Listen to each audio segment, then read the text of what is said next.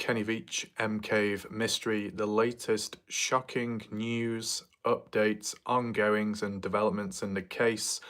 A lot has gone down in recent time. I've picked up and analysed quite a bit as well. So I'm going to allow people to join on into this live stream, and then we're going to get straight into it. And yeah, I don't know if YouTube will cut the first part of this clip, this live stream, so I might repeat myself here and there, but got quite a few notes to get through today, so we'll see how that goes. Make sure the live chat's on. There we go. So I did a community post earlier. Don't know if it was during the daytime or afternoon in regard to doing this live stream. A couple of people saw it, which is good. Hopefully some other people are notified. We got Ben. Welcome back, Ben. I remember you in the past. As for the news, it's going over all the recent stuff, analysing further, highlighting the importance behind it. Shout out to Glenn. Welcome, Glenn. And of course, Brian. It's good about your hair. I don't know if this is the first live stream I've done when coming across Brian, but yeah. Ben, been here a while. That's true, definitely. So it's good to see familiar faces, people from the past, and some of us that have come back here and there.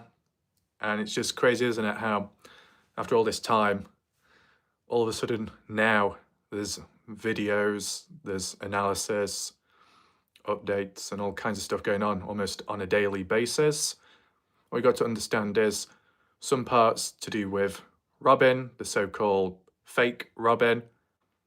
I know some people say don't give attention, airtime to a person like that, but it's important to acknowledge with the observations in regard to what's real and what's not, what's made up, because if we've come across fakeness in the past, but it wasn't so clear in the first place, well, if it's not so clear in the first place, down the line, you don't want history to repeat itself. Fakers, Florida. I guess that's one way to put it. Welcome to anyone else that's watching in the background during this live stream. So over the last 6-7 days, I'll give you a very brief rundown. I'll get into it in more depth. I just want and hope for more people to come along so then more people are ready to hear about it. But you can share your thoughts in the live chat right now, any questions you may have, etc. But we've had situations with Susan Veach supposedly in the background, or at least it being brought to light, the DNWR, reflections on Kenny Veach, which I've picked up on recently, which I didn't in the past. There's a time and place for everything. Robin situation, possibilities of a cover-up, but not in terms of the mine shaft, but in terms of Kenny's death. Might go into that a bit later. Kind of ties in with a bit of Jeff Clark. Not sure if Jeff Clark will be present. We've got missing remote. Shout out to them. I've been to the desert. The Mojave Desert. We got yellow links. Hi, Warlike Raffin, everyone. Welcome. It's good about your hair. Just get a bit more time just for a few more people to come along, and then I'll kick things off. I do the live streams kind of early compared to the live premieres because this is actually live and a proper, real time. There we go. We got Driven X Adventures. Shout out to Driven X Adventures. Yeah, the situation with Robin, the mine shaft, Susan. It's very interesting, and people can say, well, it's just simply filled in for protection, for safety reasons. I think long term down the line, if it's not maintained, let's put it that way, it's going to create a false impression of it being safe, because if it's not filled in all the way down, if the top part, the plug, loosens, weakens with time, and you try jumping on it, you could go right through. Not anytime soon, but in the future, things can happen. So if you've got any questions, feel free to leave them in the live chat. If you want my thoughts on anything, feel free. One thing I need to do is catch up on the comment section of my recent videos, of course. Other things that I can do, catch up with SB Vegas, his videos, see if I pick up on anything within the footage, if anything stands out or not, go from there.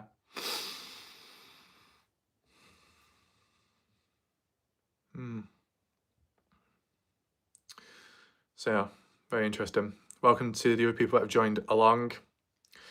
So in terms of what I'm going to go through, it's not in any particular order. I just made some little notes to talk about and then expand on, such as with Susan Veach acting on what she did in response to the fake Robin, the pen drive, and the DNWR taking direct action, but the timing of it all, you could argue, is a bit odd. So from what Driven X Adventures has said, that Susan supposedly acted on it immediately back in 2024. Missing, can you repaint your bedroom? Well, I'm okay with how it is. But yeah, in terms of Susan taking direct action immediately, kind of makes sense.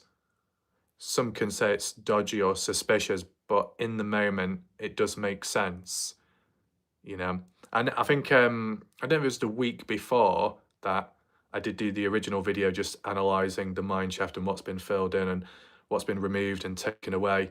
And ever since we heard about a rough timing, a few days just after or so of when Robin did his video in November 2024 with the pen drive and claiming it was put into the mineshaft, and Susan supposedly contacted the DNWR shortly after that, taking action quickly with her supposed belief it could encourage other hikers to go out there, get hurt whilst exploring, such as the mineshaft, and she wanted to put a stop to the games. But why didn't Susan put a stop to it as soon as when Kenny Veach went missing? You know, what's the draw factor? There'll be a correction on that. Will that be interesting, Driven? Trev, welcome, Trev. Good that you're here. And for anyone else that has come along. Yeah. I mean, I'm using careful language at this moment in time based on what's been said. The timing of Susan, at least what's previously been said, that makes sense, taking action immediately with their beliefs of not wanting anyone else to go out there and get hurt. But as for the DNWR supposedly doing it later on, supposedly, well, not supposedly, it did happen between October 2025 when Trav was there, and then November 2025, some week or two ago, when Driven was present. So beside Susan taking action, the DNWR had done it within like a month time difference of when Trav was there onwards. So if it's true that Susan reported it back in some point in 2024, well then DNWR didn't see it of a high interest or high priority, which is interesting. The DNWR supposedly took their time with it. And why? Why would they take their time? Because they didn't believe in Susan? They didn't think it was that big of a deal? Because they were just simply busy conserving, preserving, and doing other work in the area, the desert? It's so big, the landscape, maybe. I'll be showing you the emails who she contacted. Okay, that sounds good, Driven. Ben, there wasn't some dummy saying there's a thumb drive in the shaft to lure people in there? Well, yeah, there was, Ben. Whether it happened or not, really, Robin, not the original, but some kind of impersonator, that's how they come across. They come across as fake. We've got Strawberry, welcome Strawberry to the live stream. Yeah, so Ben, when it comes to really Robin, this new one in 2024 of November claiming to have put a pen drive in the mine shaft, did it lead to any hikers going out there searching for it? No. Did it warrant Susan contacting the DNWR about it? For the motive, kind of pointless, because ever since then, no hikers have gone into the mine shaft. Non-hikers have gone since in search of the pen drive. So what was the point? The reason why most hikers have gone to the mine shaft previously and inside of the mine shaft was primarily because of Kenny Veach, his phone coins found at the supposed spot, and the scent ending at the mine shaft. That's the draw factor, that's the pull factor, which has encouraged people over time to go exploring at that spot. Not because of Robin, not because of the pen drive, but because of everything before that. So why would Susan take action when it's too late? From 2024 onwards, there wasn't really any footage of anyone going to the mineshaft or going inside, so there'd be no reason for Susan to worry about anyone getting hurt or in trouble. If Susan was so concerned about the safety of other people, did Susan try reaching out to the DNWR back in 2014, 2015, 2016, 2017, 2018, 2019, 2020, 2021, 2022? Did she? If she didn't, why not? That's the key time of when most people were going there into the mine shaft.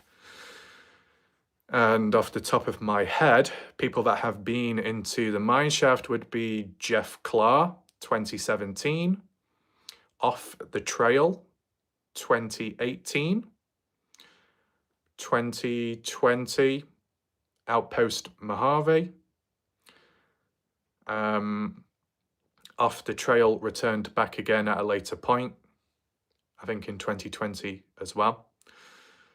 Scott Natal, 2021, SB Vegas, 2022 and 2023, around that time. Anyone else? There might be the odd of a person. You get the idea. All those people that have been out there was before 2024, before really Robin and the pen drive. So really, the motive of doing it to save people is pointless. What's the point doing it to save people when it's too late? But then again, people tend to take action when it's too late. People tend to go to the panic station and the panic room when they feel that they're losing grasp of things, or they know or sense that they're going to lose something. So they panic, they worry, they say words, they do actions frantically in the moment. Overly emotional charged behavior. Could come across as positive, could come across as negative, who knows? And if things are resolved or settled down, they go back to their old ways again. And that's it. It's a repetitive cycle within humans. I see it too much. So it can apply here.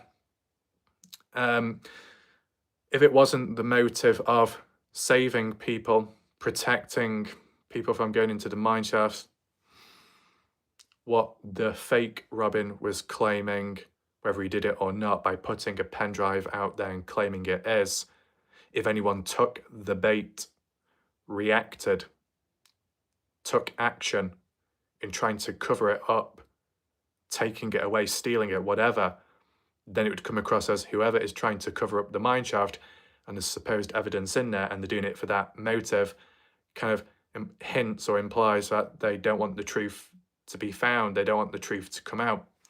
That's just an argument, a counterpoint, right? What else do we have?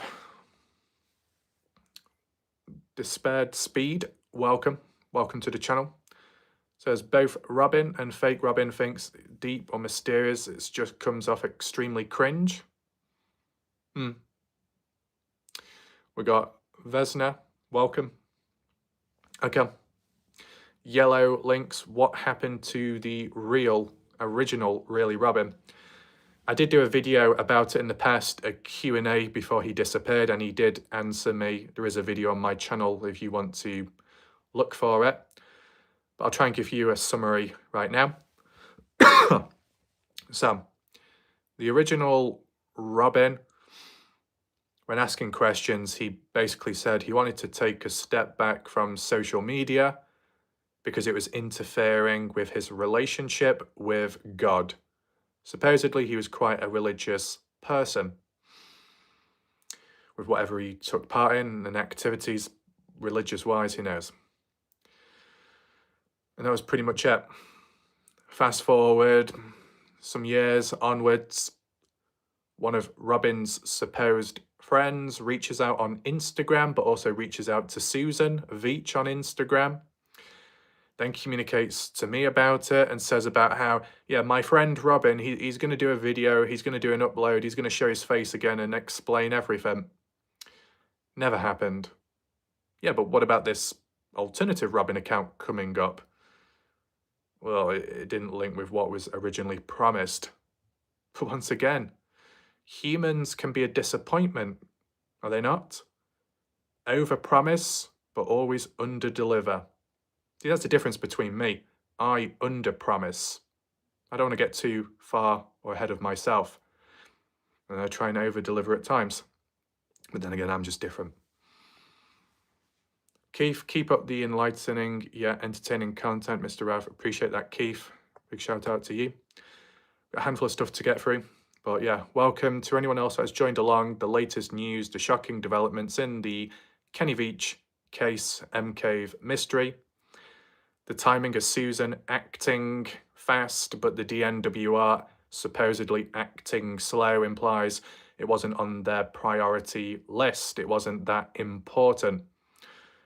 We probably can analyze the psychology of things throughout this to understand the mindset of what's going through people's minds, their actions, their behavior, what they say, what they do, and all the little bits in between, because there's probably a lot you could get from it. So really, it's common sense. If action is taken immediately, it's because someone or something finds that it's of high importance on the to-do list. They value something. If they say it's important, then they should show it in their actions. Other people can say something or a thing is important, but that's just words. They say it to please people. You know, like if you was reporting about something, inquiring about some kind of action that needed to be done, and then the other people responded back and said, yes, we do value your opinion, we do appreciate and approve it, we're going to take a look into it, we're going to get someone on the case to resolve, it's within our interest just as it is with yours. All the right words, all the promising words, yep, no action taken. Yeah, fake. So if people show or say with words, it's not enough. Action is needed. And from the DNWR, action was taken, but not as quick as when Susan supposedly reported it in, from the looks of it, based on what we currently know of. But it was done at the end of the day. Is anyone going to reverse it? Will anyone dig it up? You can let me know what you think in the comments. Villante, welcome. Still like your endless passion and facts in this case. I appreciate that. I'm glad you do see it that way and appreciate it. Yep. So in terms of Sharon, sometimes it might be a spelling. I just say it how it's spelled. Sharon Pilgrim, other people call her Sharon. Sharon, the girlfriend to Kenny Veach. Personally, when it comes to Sharon, She likes to play hot and cold. Seen it with my own eyes. Hot and cold. 1 minute, what's the behaviour like? Next minute, it's drastically different. And we saw it in that comment that time. Cav looked back at it recently. It was in the past when she was responding back to some other YouTuber saying, well, this is fun and exciting, you trying to solve the case. I'll let you know if you're close to the truth or not. I don't want to reveal too much because I don't want to ruin it for you. I'll let you guess and work it out yourself. Why would you say that? Why would anyone say that? It's just very weird. I mean, I don't think enough people know about it. I think a lot more awareness needs to be spread about it. Maybe a short clip here and there. You can let me know your thoughts on Sharon Pilgrim in general. That hot and cold comment. What's the psychology behind it? Well, let's put it this way. The psychology behind Kenny Veach and the relationship. Driven says, not the DNW. Okay, that's interesting then. Even though it's a different thing. Reminds me of Jeff Clark when referring to search and rescue, but as to who's truly in charge, it might not be. It could be another group.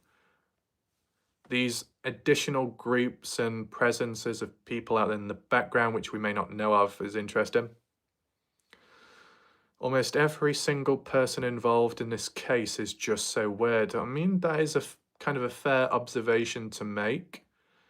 Involved in the case, if you're referring to like friends, family members, relatives, if you're talking about people online in the community, there's some here and there, like the Robin situation, the Gene Lukowski situation in the past, the people that were sending the cryptic codes and death threats towards me, handful of different people, some Russian, some other, all over the place. Unusual behaviour, especially when some people go out of their way and put a lot of effort into being cryptic and spending a fair bit of time to get a point or a message or a code across, supposedly.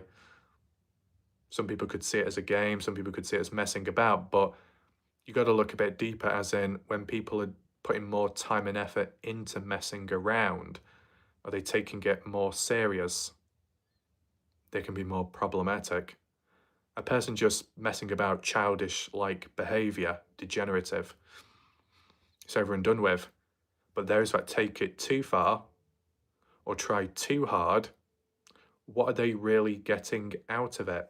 How do they ultimately benefit? Let's catch up here. Ben, why would it be left up to Susan to call about the shaft and have it filled in? Where's the rest of the family? Ain't speaking up unless they get paid by a TV show.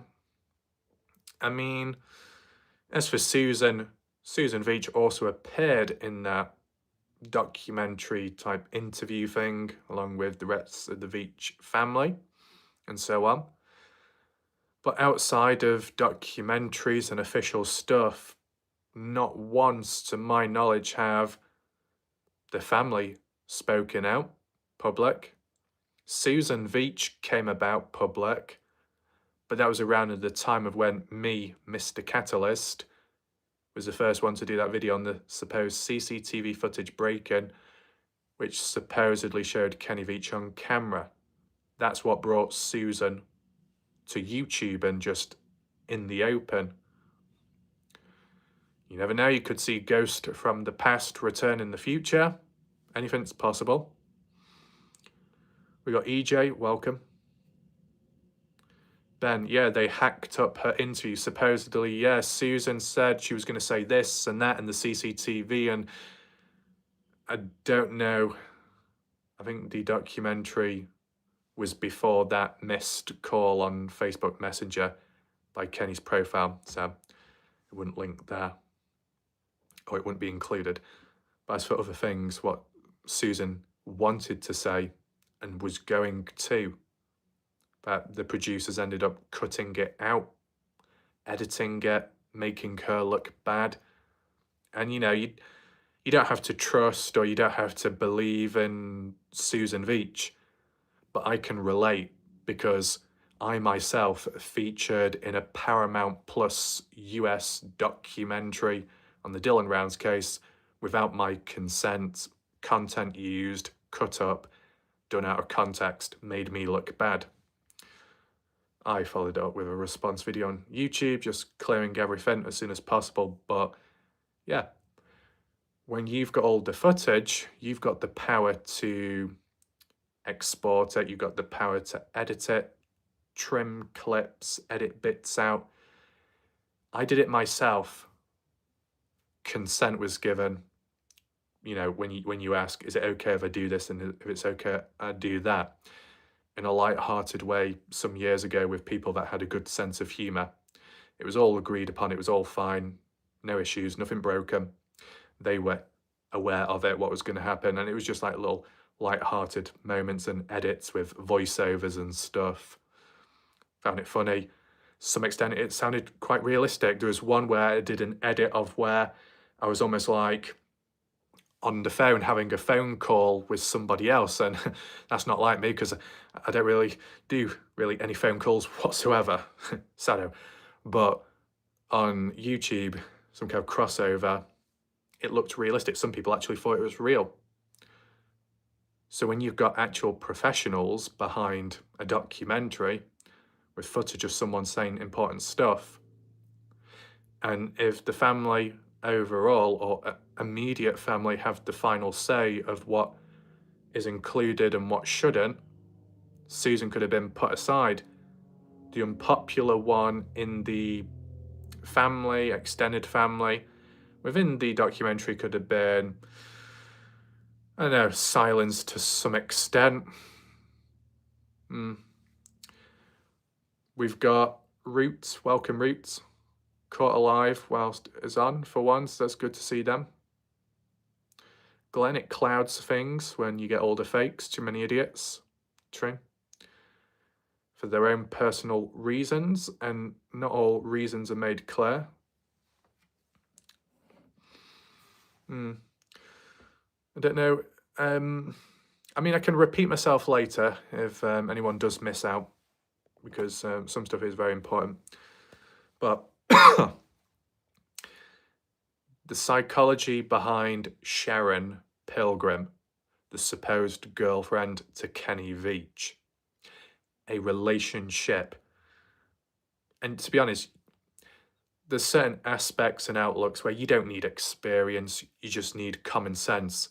And common sense would tell you if you're in a relationship, and not just a casual one, not just an online one, not just an early stage one, but a proper relationship, which supposedly Kenny Veach and Sharon was in, despite an age gap of about 16, 17 years, Sharon being older.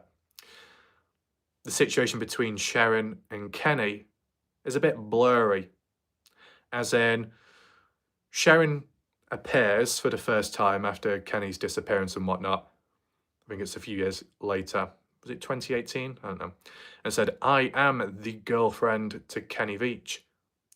But technically she's not the girlfriend, she is the ex-girlfriend. You become the ex-girlfriend when whoever you are with, partner, married or not, if there's been a breakup, well, you're going to be the ex. If they've died, you're going to be an ex or a widow, right? That's what happens, common sense.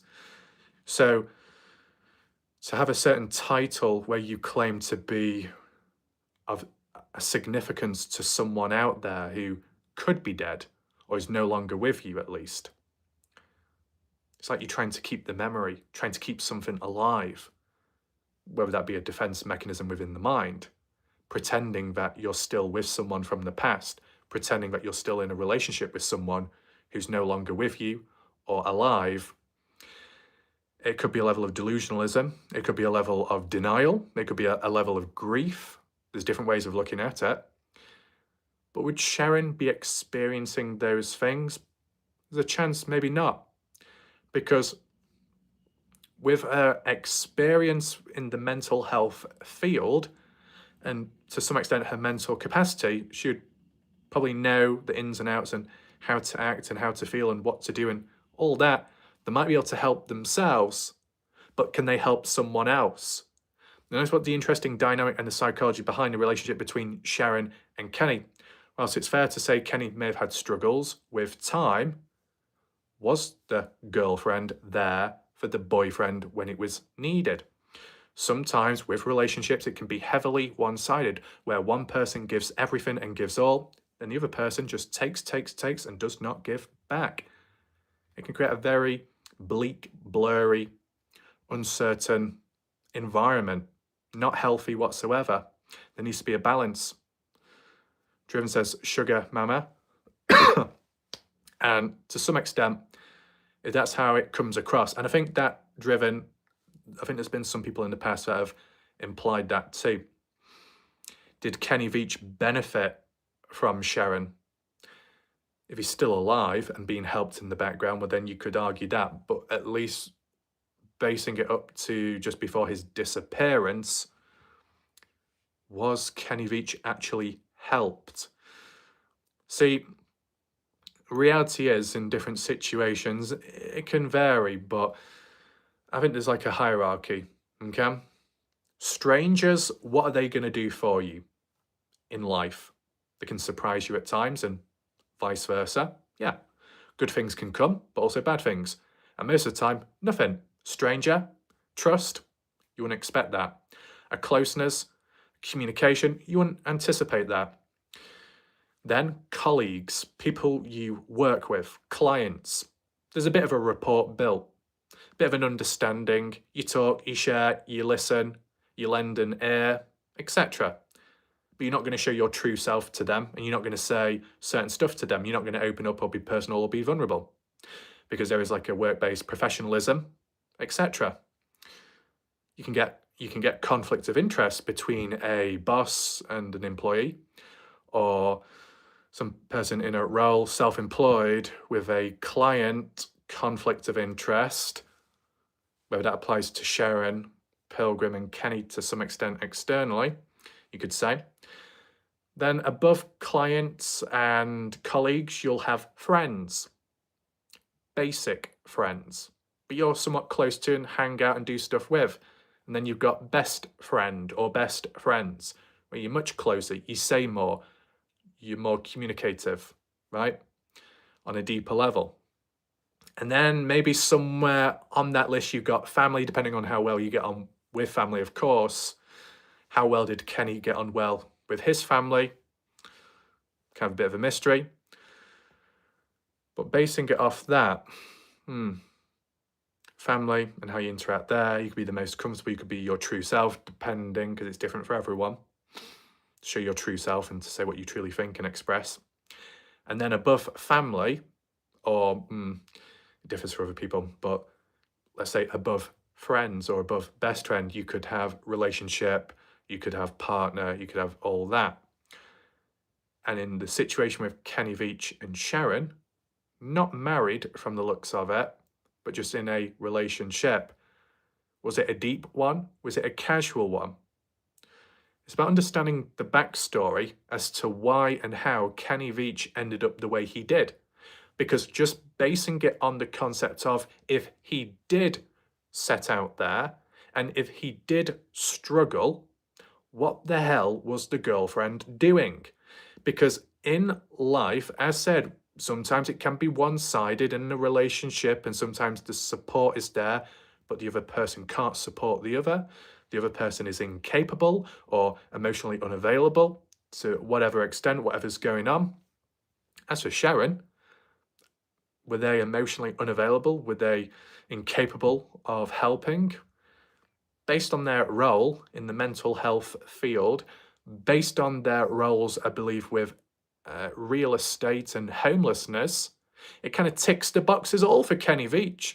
Kenny Veach risking homelessness, and Kenny Veach struggling mentally, and your girlfriend is in that field and has expertise in those areas, you'd think, wow, lucky me.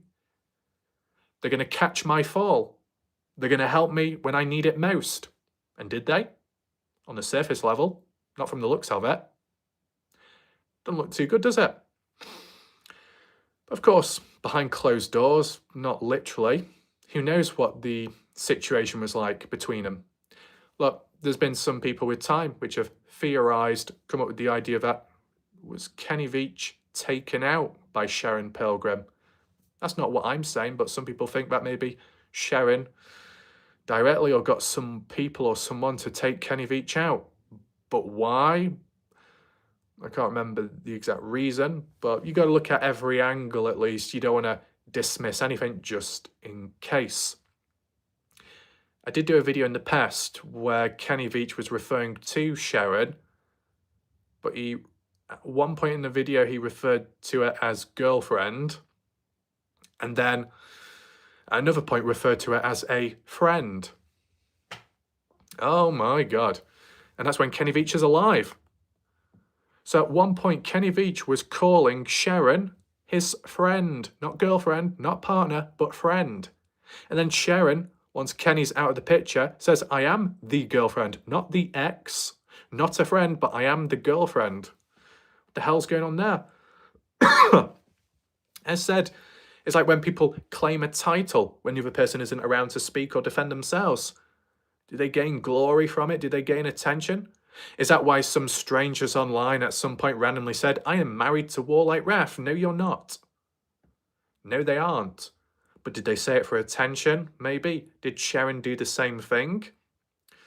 I think it was Jeff Clark, some other people on the sidelines suggesting that the reason why Sharon Pilgrim didn't take direct action in the Kenny Veach case or reporting Kenny missing immediately is because she supposedly feared or worried that authorities, police, whatever, would ask certain questions towards Sharon, which could be a conflict of interest because of, for some reason, the age difference and with the field and role that Sharon is in, as for mental health and any other areas, and with Kenny Veach supposedly struggling and the age difference.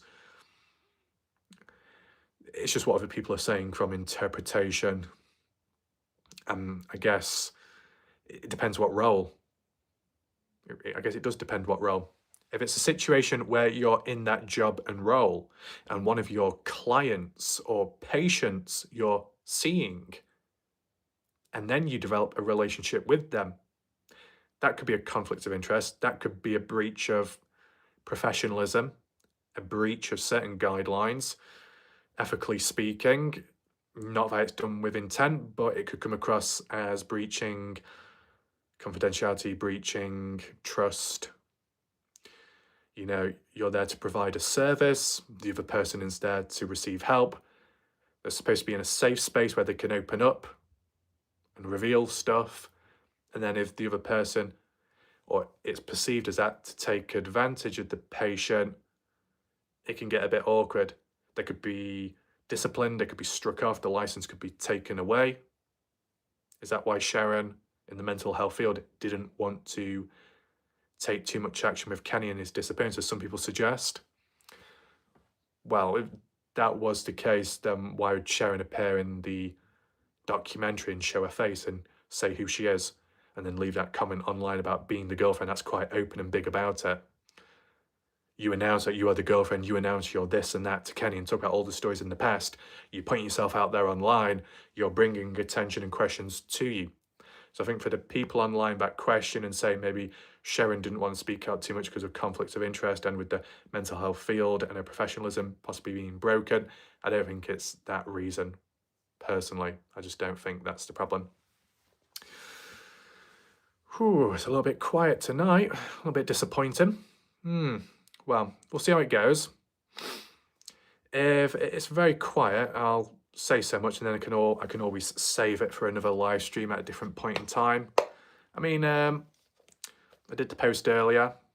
Should have been notifications, but you know how YouTube is. Never surprises me. What else do we have? Villante, what if Kenny Veach threw off the dog's senses. He had a lot of experience with animals and behaviour, not impossible. Well, there was a comment by one person recently suggesting that, well, hunters mask their scent when hunting animals to blend in. I guess sometimes the masking of scent could possibly involve putting some kind of animal type scent on you to either attract or blend in with the current wildlife so it doesn't spook anything, and then you can get closer, or it can get closer to you, and then you can take it out if that's what you do as a hunter. But is Kenny Veach a hunter? Not from the looks of it.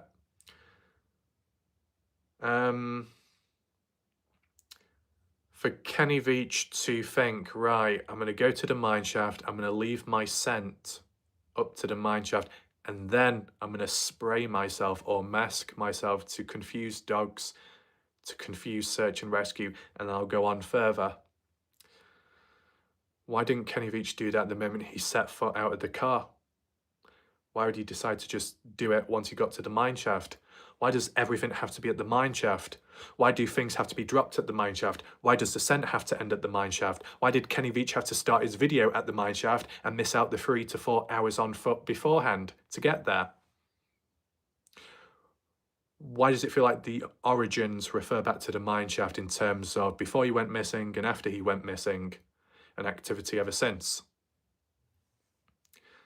Seems like the mine shaft plays a pivotal role in the case, either as a bigger mystery or just as a beacon marker. Yellow, well, like Raf, why so many lies from the fake Robin? What does he want to achieve? Some people will obviously do it for attention and growth. Statistically, I wouldn't say they're growing, so things aren't really working out. If it's to try and get people to go on a wild goose chase or get hurt, no one's really fallen for it because, as I said, no one's gone out there since to the mine shaft or inside to look for the pen drive. So that was like another failed attempt. I mean, sometimes, I'm just talking in general, some people give or provide or act or leave comments or act a certain way online where it just opens up content. I'm being honest, it opens up content, free content for other creators. Why would they do that? Why would they make it easier for other content creators out there to either use the material, talk about it, analyze it, whatever? I mean, as for what I do, I understand. If this person is a fake and they appear to be, then don't give them the time of day, don't talk to them, don't refer to them, completely ignore them. Is it going to stop what they're posting, doing, or claiming? It's not going to stop it. Because even at a time of when I wasn't even touching or talking about it, there was things being posted or suggested, right? And people believed in it. People got led astray, got confused, the lot. So with that being in mind, do we want that to happen again? No. Should it be contained or controlled? Yeah. Can awareness be spread about the problem? Yes. Can it help down the line? Yes. But does it need to be covered? As for content, yeah. There's a reason and a purpose behind it. And in the future, if used to reflect back on the said individual. Because what if the account gets deleted? What if another Robin clone shows up in the future? Who's that person? Is it the same one? Is it the original? Is it the in-between person? Or is it a completely different thing? Is it like anonymous? It's not some single thing. It's one big entity, group, collective conscience, maybe. So you do these case studies, analysis, these key individuals, people of interest in the case, community, compare, contrast with time. The more material you have to work with, the more features, sometimes the quicker, more sped up it is in coming to a head, in coming to a conclusion on what's really happening. driven. Until there is actual proof of an M cave, all you have is the mine shaft. Yeah, that's true. There are potential M-shaped caves out there, of course. Visually, yeah. Are they the mine shaft? Is it the M cave? Maybe not, but who knows what happens in the future? Whether there's any changes to the environment or not. I guess time will tell. Roots says, how many caves, tunnels could there be within a 5-mile radius? How many of them are actually being checked by cavers? Properly, what maps for these things do cavers in the area have? Yeah, so in terms of an actual radius, that's quite an interesting way of looking at it, because whilst Kenny may have only gone north, you got to think of east, south, and west too. Maybe the mountains as well. From what SB said, mainly 2 mine shafts out there, the Kenny Veach one, and then the other one which was documented in more recent times, some months ago. No other mine shafts close enough have been picked up on by SB. Well, there is one, but I can't remember where it is. Don't know if it was a mine shaft, probably more a mine in which Scott Natal went to, and then later SB did, and it had like barbed wire fencing around the entranceway or the exit way. But I don't know where that was or how close it was to the Kenny Veach hike. We got Forge, hit the like button. Much appreciated, Forge. You got a great profile picture. Welcome to the channel. Roots, USGS data from that time that might indicate potential rockfalls and locations he could be under. I think in the past, it more so applied to the Dylan Rounds case, when you had these maps online which showed all the mines and mine shafts of interest, because the original theory was that Dylan Rounds was killed, murdered, and then dumped in a mine shaft. But there was so many out there, it was hard to find which one.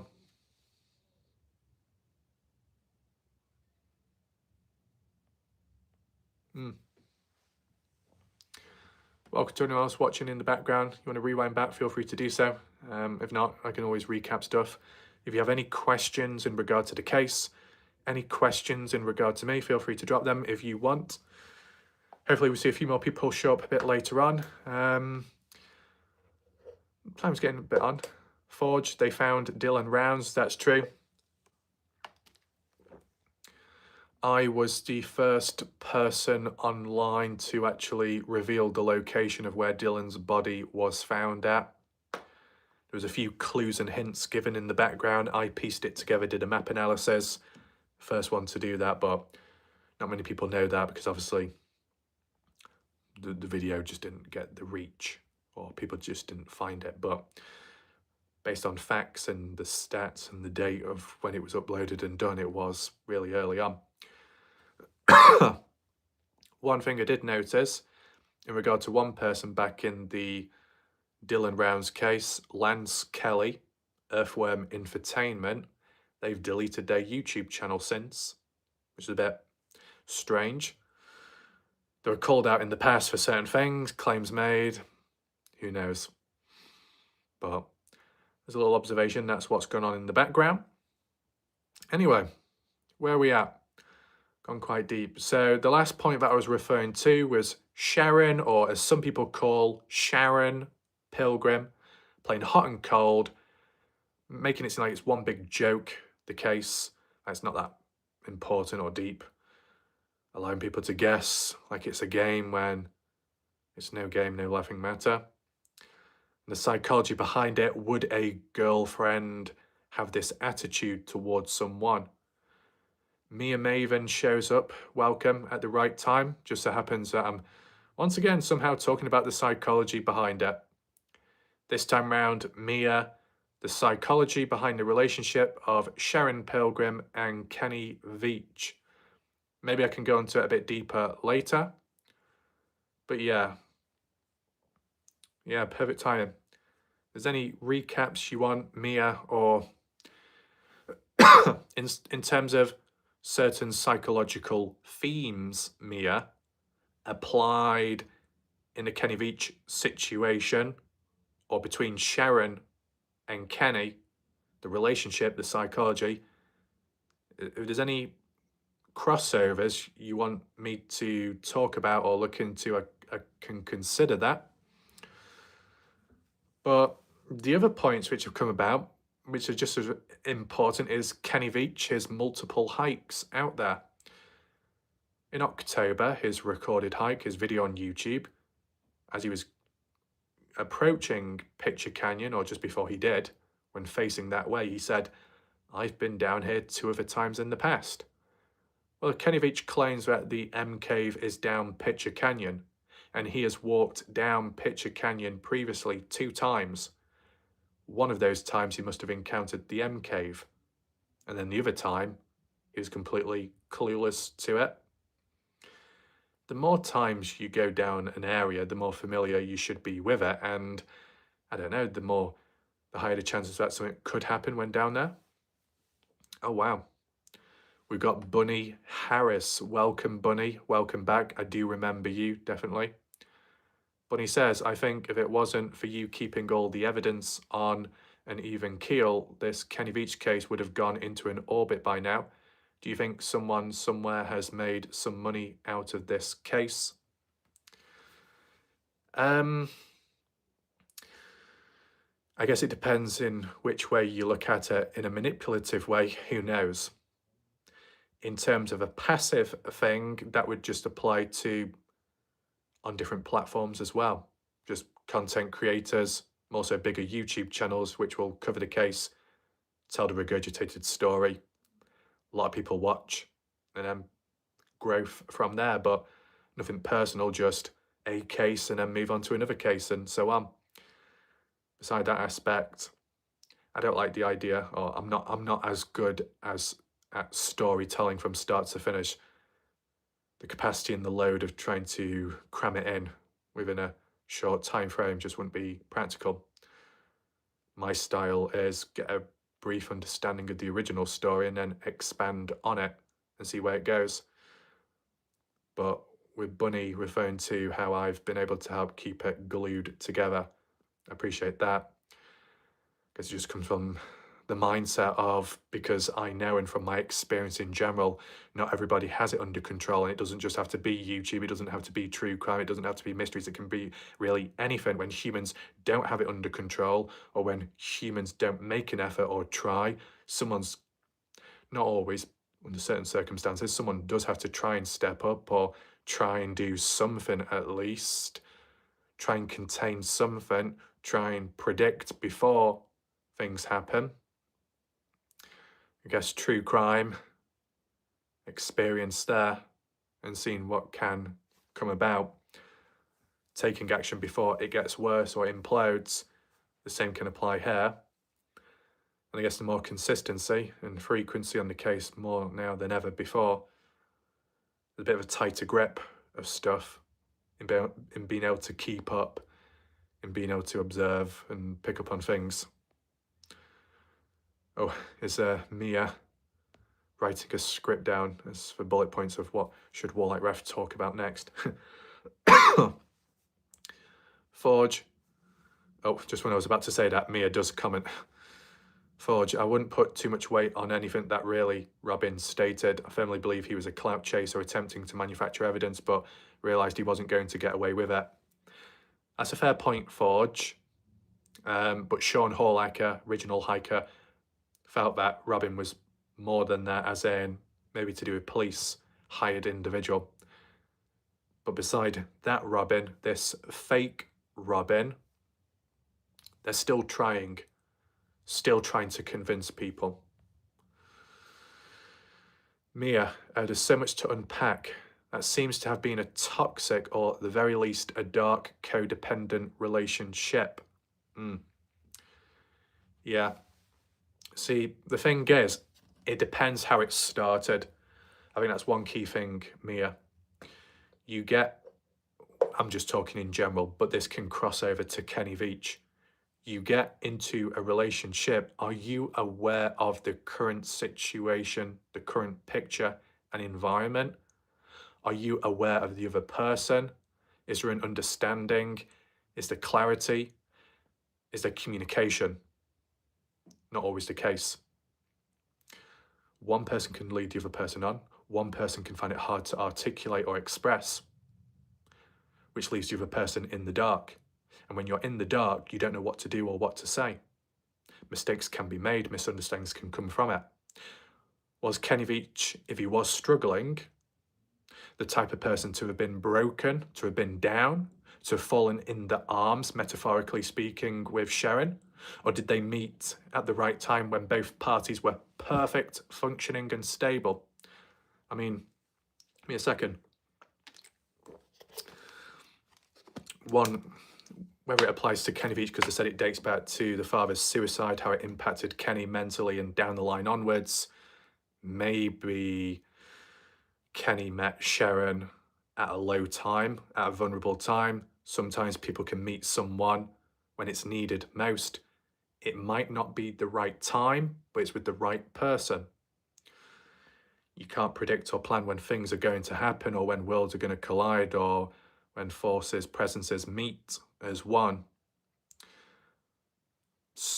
I guess it comes across with the argument of other humans will claim, if you're broken, you don't deserve to be loved. If you're broken, you don't deserve to be with anyone until you fix yourself. But sometimes what broke you in the first place could stem from a certain situation, which could link on to a different situation of a similar theme, but a person that can fix. Maybe not the right word, a person that can heal, a person that can grow with you passively. Certain things that break in opposite a different scenario can fix it. Works different for everyone. That's for Kenny Veach. Kenny was in the presence of a mental health professional, and even they couldn't kind of help Kenny. Jeff Clark, what did I miss? A lot of talk about Susan and Sharon. Sorry, Jeff Clark, I know that's quite tough, isn't it? Those two words. Bunny, credit where it's due, mate. Not leaving out everyone that's gone out there as well. Don't believe, really, Robin. Never have. Well, not me. Appreciate that, Bunny. I remember that profile picture of the dog as well. I think it's a dog. Jeff, oh, so nothing, lol. Well, I've talked about psychology, but that might send you to sleep. That might send you to sleep there, and I wouldn't blame you. But what's this? Mia, I believe Kenny hid many of his insecurities, and financial problems from her. How she learned of his depression remains to be determined. I think she used his mental health for marketing purposes. Maybe. I mean, if it's to do with insecurities, or I can understand it. Not that Kenny Veach is that type of person, because I don't know Kenny Veach personally. But if it did come across that way, that Kenny Veach at some point when coming across Sharon, sometimes a person may not feel good enough for someone. It's okay, Mia, I understand what you said. Sometimes a person may not feel good enough for someone. Their heart makes them like a person or be attracted to them, but their mind doubts, are they good enough for that person? Do they look good enough? Do they give enough? Are they in a position where the other person will approve of? Is it materialistic issues? Is it self-doubt and things like that? In a situation like that, whilst the brain is going against you, sometimes you have to put that aside and just listen to the words said by the other party, the other person, and listen to the positives. If Kenny Veach put himself down,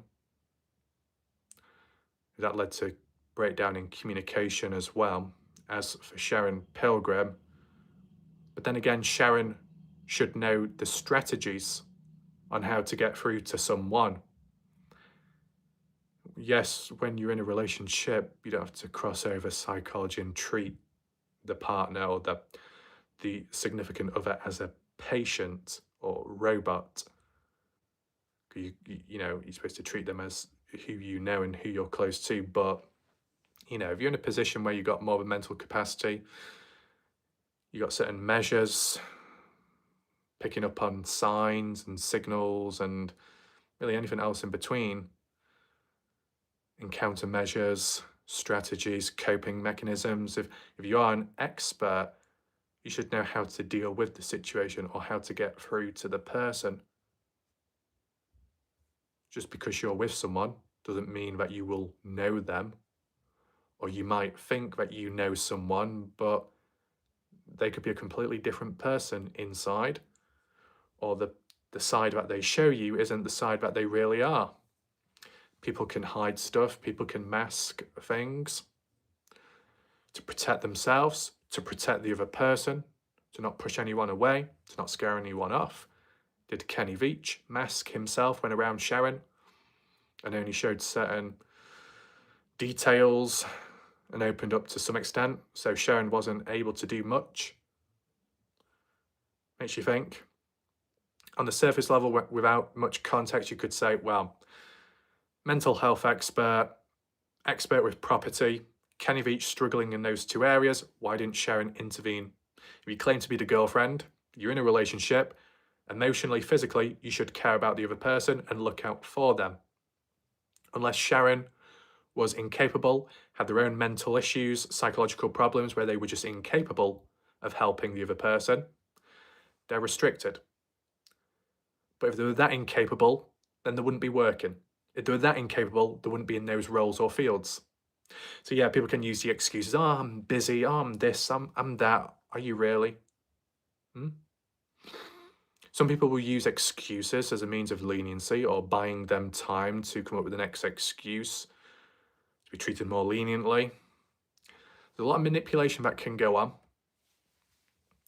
And sometimes people that are in a certain field or profession, if they know a lot about it, like psychology, they may also know about psychological warfare and how to manipulate and how to get things and how to change stuff and how to alter a person.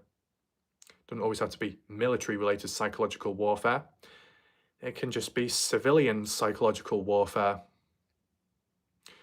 Did Sharon have Kenny wrapped around her finger? Was it the other way around?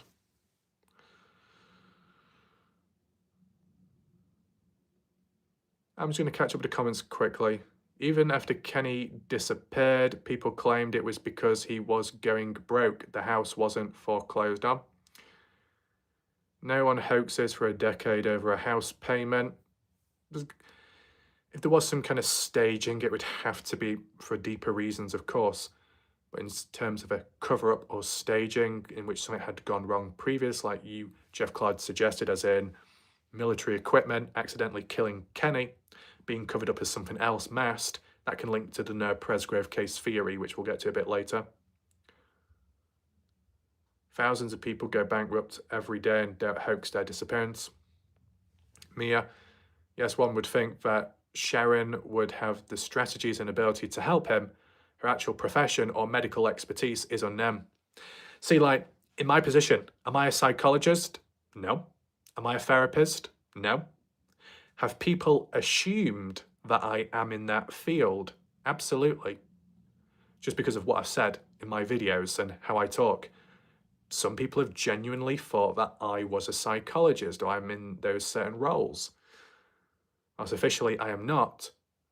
In terms of the words, in terms of the actions, in terms of what I suggest and say, causes, effects, and solutions and strategies and all of that, I go deeper than anyone could possibly think I could, right? And what I've done, I've not researched, I've created myself. I've been the catalyst myself. And then I've looked online as for, does this exist? Is that a real thing? Is that a real counter? And it does exist and it is a real official thing. And it's like, right, so I can blindly stab in the dark and get it right, and then it's reinforced officially or factually. So it's like, you're not being influenced by anything. You're using your own mind, more so common sense, which goes hand in hand with a certain professional field or area. See, sometimes common sense is all that's needed. Common sense, but not common enough in humans. But like when I studied psychology in the past, all the big fancy words. Ooh, what's a big fancy word? Systematic desensitization. Wow, systematic desensitization. What's all that? Just a slow process of creating a hierarchical structure list when dealing with, for example, phobias. What's flooding? Exposing someone to an environment or a certain variable which they're afraid of in one go. Facing their fear, not slow, but exposed to the real thing in the moment. Flooding can be overwhelming, can be quite strong. They fear, they scare, they cry, they moan, whatever, until their body calms down, their nervous system calms down, and they just get used to what they're in the presence of. But all those fancy words, you can use common sense words to describe the same thing. So yeah, you can study this and that and appear very intelligent and knowledgeable, but it's more so the key words and certain studies and facts and all that. Common sense can go the same direction. Maybe it's a bit of a longer route, but still leads the same way, and that probably explains why what I say or what I pick up on is a real thing or does exist. Java, there are all kinds of unqualified in all mental or psychological fields. There's some people that fake their way into those fields. Let's just see. I'm just catching up. Ben says, Sharon only cares about herself. That's why her non-profit gigs got shut down. Bunny, what do you think of someone isn't always what they are about? We have the ability of thoughts folks can hide their true selves, no different with Kenny or associates. Good question, Bunny. I think depending on how well you know someone or how close you are to them, it can knock you back, more so for the wrong reasons, and negatively impact you. If you're a friend or a best friend to someone or more than a friend and you've known them for some time, you've created a certain routine in terms of their behavior, their actions, their reactions, their wording, their communication. And then someday they do a complete 180, they do a U-turn, they show a different side to them, a darker side, a more sensitive side, a quieter side. Under certain circumstances, if it's a dark side and you see that for the very first time, it can knock you back in a negative way because you weren't expecting it. The shock factor is there. The negative feelings can be there. If you're exposed to someone that suddenly appears quiet or actually says that's who they really are, they're not all this and fireworks, but they're actually flat and hollow. That can have such an effect on the other person where they think if only they could have said that or opened up sooner because of the trust, then it comes across as in doubt of does the other person not trust one another, and that's why they didn't show it in the first place and they hid it from the person. Sometimes people hide things because they don't want to ruin a relationship. Some people hide stuff because they don't want to push someone away. But if the relationship is based and built on anything like trust and it's supposed to mean something and communication, then it should be expressed, or at least an attempt. Because if no attempt's done and the months and the years pass by, was a relationship built off a lie? Was it all for nothing? It can make people really question and doubt it all. It can have major psychological effects. It can create major trust issues. And sometimes the communication is definitely needed sooner than later. So I'm just catching up. Hopefully that kind of answers some of the stuff, Bunny. So like with Kenny Veach, if he was a certain way, but then behind closed doors or by himself, he was something completely different. As like what Susan said, really greedy with money and nasty manipulative behavior, as what Susan Veach had claimed, that's not a side we're used to seeing. It would knock you back. You wouldn't expect that.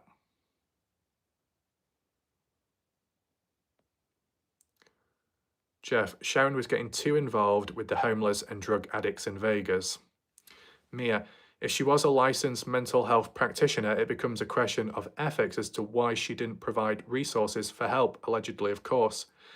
Sharon's response is she tried getting Kenny to see a doctor to reach out, but Kenny didn't want to, and supposedly Sharon didn't want to push.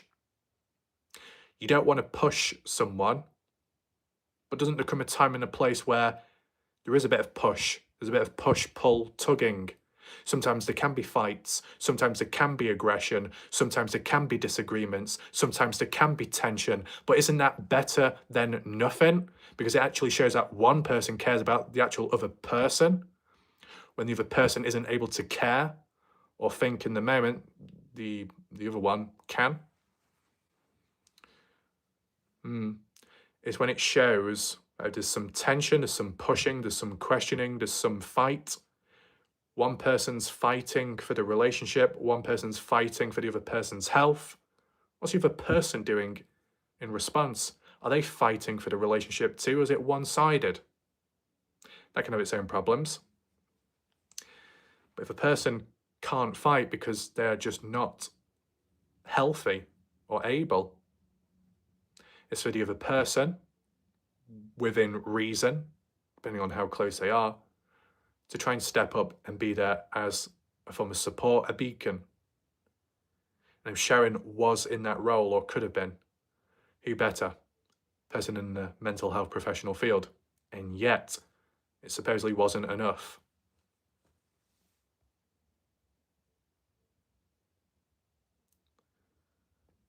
Quickly catching up. Oh boy, sorry about this. Right, I'm going to go through it quick. Jeff, phone professional, and why she waited so long. My boyfriend, who is 17 years younger and is crazy and suicidal, is missing since last week. I let him go off into the mountains alone last week, but I'm a professional counsellor, as what she is, was afraid of answering. So it's not what she actually said, but what could be going through her mind if she had to answer. Why did Kenny Veach go out there? Why did you let a vulnerable person go out there when you knew of the problems? Yeah, I get that.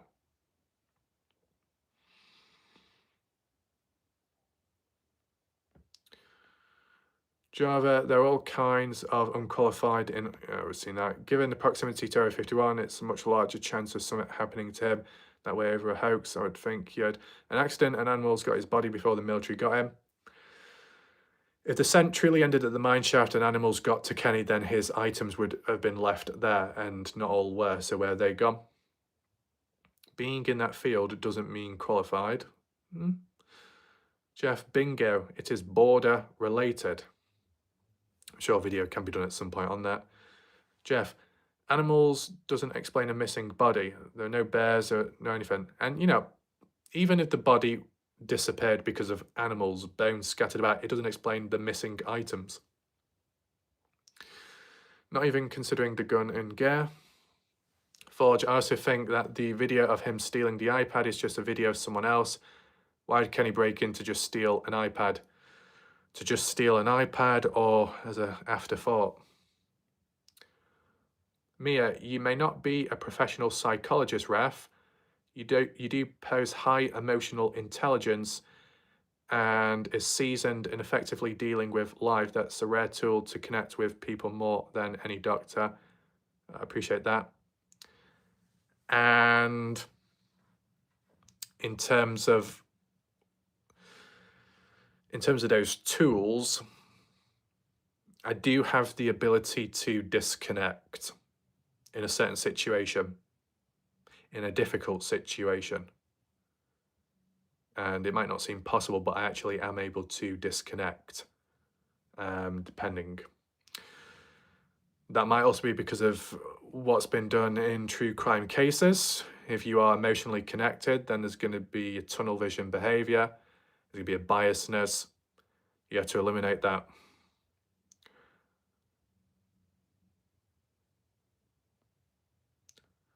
Jeff Clark, yeah, he's greedy, but doesn't show up to collect his internet fame and money. Bunny, there's a lot of doors and mirrors with this case. What's your thoughts on that idea? Doors and mirrors. The concept of doors in the Kenny Veach case, you open one up or it opens up for you. You think it leads somewhere. You get your hopes up and then eventually the door slams in your face and then you turn back around and now the door, the previous one, is missing. You are trapped. You're trapped in a web of lies. You're entangled with confusion, deception, misinterpretation by the hands of other people out there, disrupting the case, corrupting people's minds. That's what can happen in regard to that. As for the mirrors, you see a mirror, you look at the reflection. Does it reflect yourself and your beliefs in the case, or does it reflect some other kind of weird image which you're not used to seeing? Does it reflect something in the mirror behind you, but when you look around, there's nothing there? I can't remember which way around that is to do with the vampire thing, and I'm sure J. Chuck turned into Count Dracula at one point when it came to garlic overdose. But yeah, sometimes mirrors can shatter and become fragile. You try rebuilding them, fragmented, you glue it all together, it will never be the same again.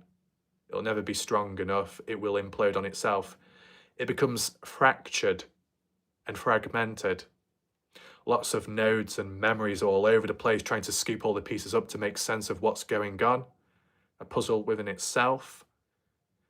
Almost like a symbolic microcosm of certain communities online where there's drama, a seed is planted within, cast doubt, divide and conquer, trust issues, people reform, reforge, a new alliance is made, built on previous lies and deception.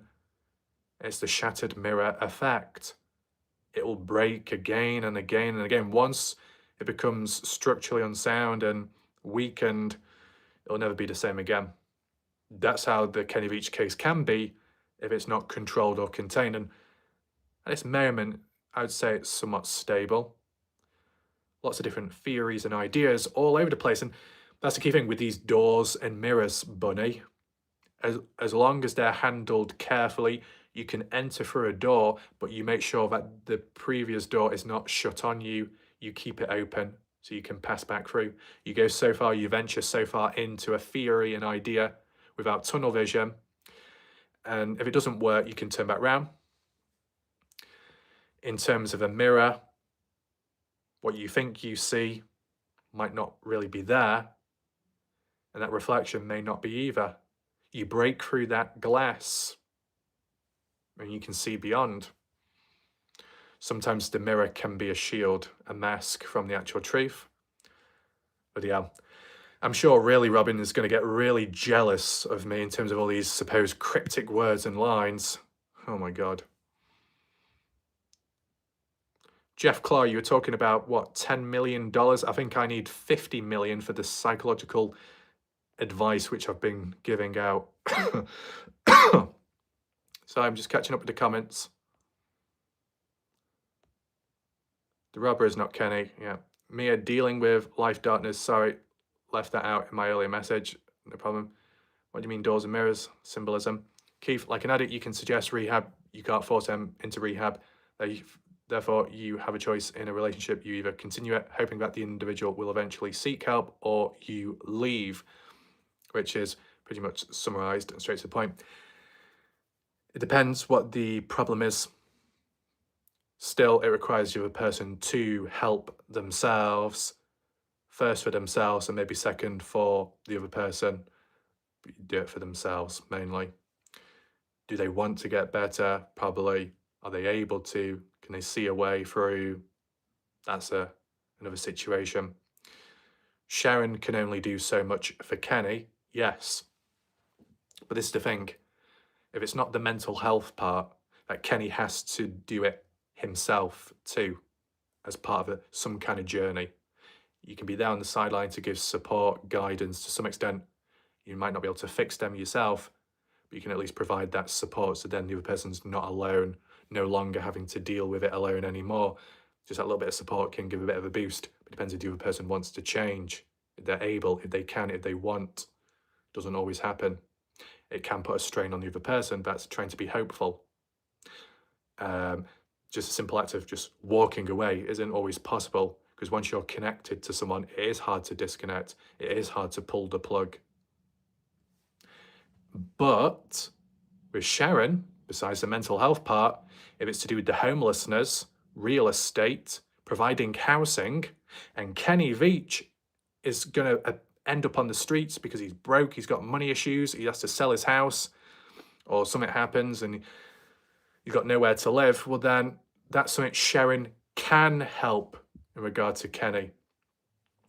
A person who is homeless, if helped in certain ways, under certain circumstances, could be housed somewhere temporarily until they get back onto their feet, or permanently, depending on the situation, or taken in by someone. Just like if you had a cat or a dog that was stray and then was adopted by someone, nurtured, helped, healed, and grow, then whatever.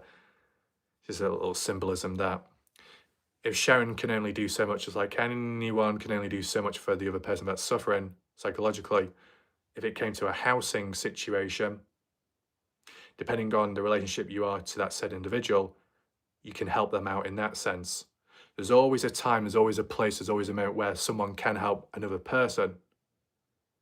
And it doesn't always have to require the other person to always take direct action, but just to at least accept help where it can be done. So it doesn't have to be all down to the mental health side, it can be down to the housing situation, the homelessness. And Sharon is supposedly an expert on that. And yet, what would have happened to Kenny? See, in the past, it was worded, I don't know if it was by Kenny, I think it might have been worded by Kenny. Before he was doing that house tour video, he said he was originally living with Sharon, or living with his friend, living together. So what?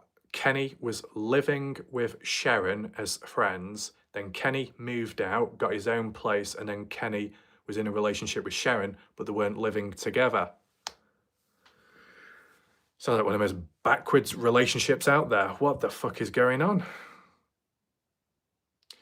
You can house share, you can flat share as friends and more than friends, as in regard to Kenny Veach. Weird. If it's like at the time of when leading up to Kenny's disappearance, Kenny was no longer in a relationship with Sharon, fair enough. But then why would Sharon afterwards claim that she is the girlfriend to Kenny? Not ex, but the girlfriend, making it official. An official title.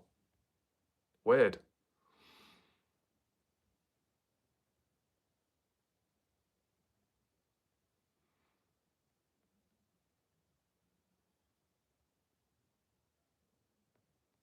Right. Mia, disconnecting from emotions is a useful method in dealing with trauma. It's 100% not a choice, it's a necessity. In regard to me disconnecting or being able to or could, it's me disconnecting from someone that could be in trouble themselves.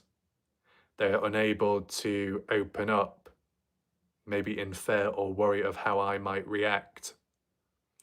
By disconnecting and just being there to listen, it might encourage them to say what's up, and then they don't fear a negative reaction by myself. So it's just like a tool to create like a portal way.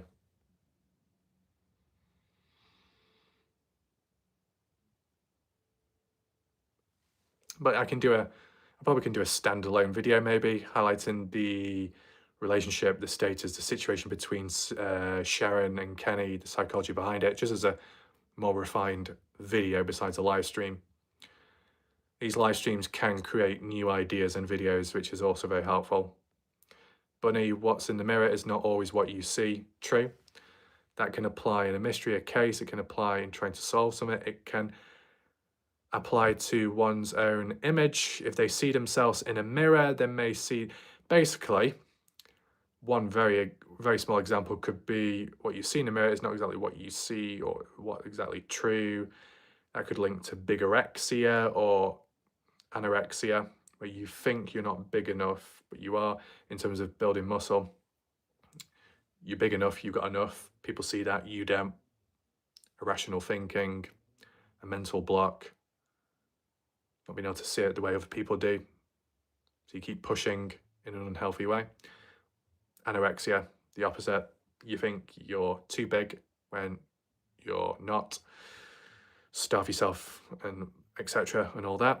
Eating disorders.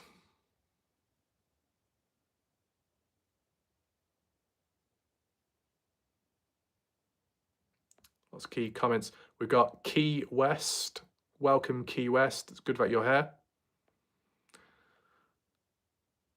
Who gained anything from Kenny's disappearance? Bunny. With Kenny, there's a lot to him, complicated. So what you see isn't always what a person's like, putting on a front, hiding their true self. Exactly. A person can put on a front towards strangers, towards clients, towards colleagues, towards friends, towards family, even towards a partner.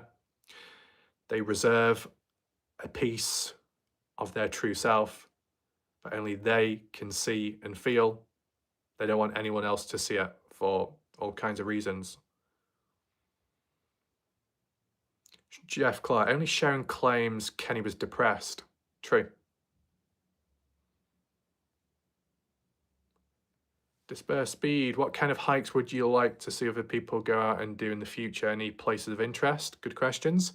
At this moment in time, the only thing that I would suggest, but I don't think there's a real location, is where abandoned mines, exploring abandoned mines in unusual places went when it came to coming across that M-shaped cave with the Area 51 sign, even if it's all fake, just to tick it off the list, as in where it is located.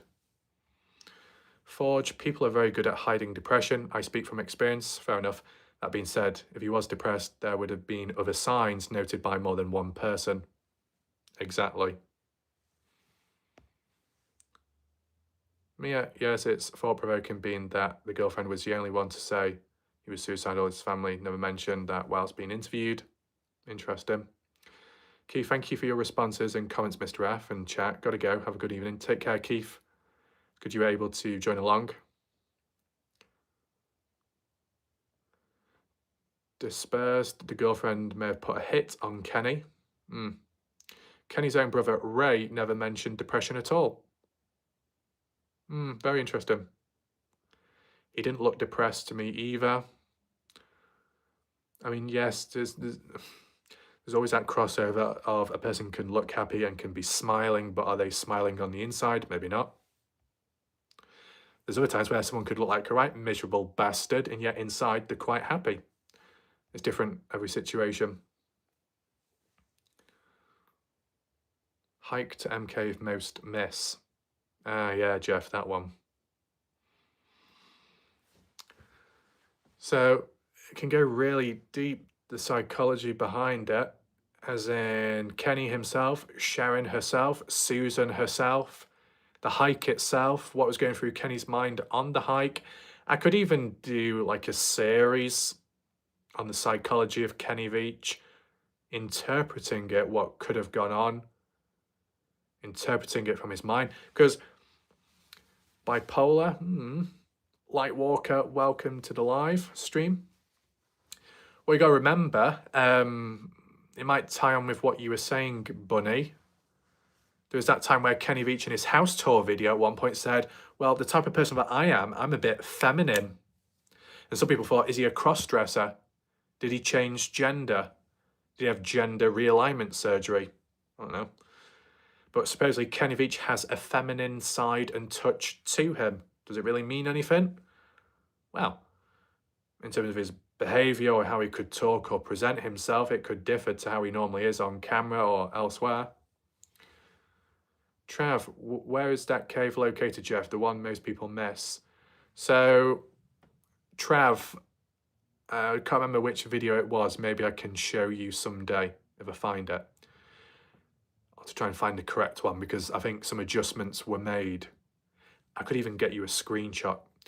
I'll get you a screenshot, Trav, with the coordinates because I did a bit of an update when Jeff Clark was inquiring about it.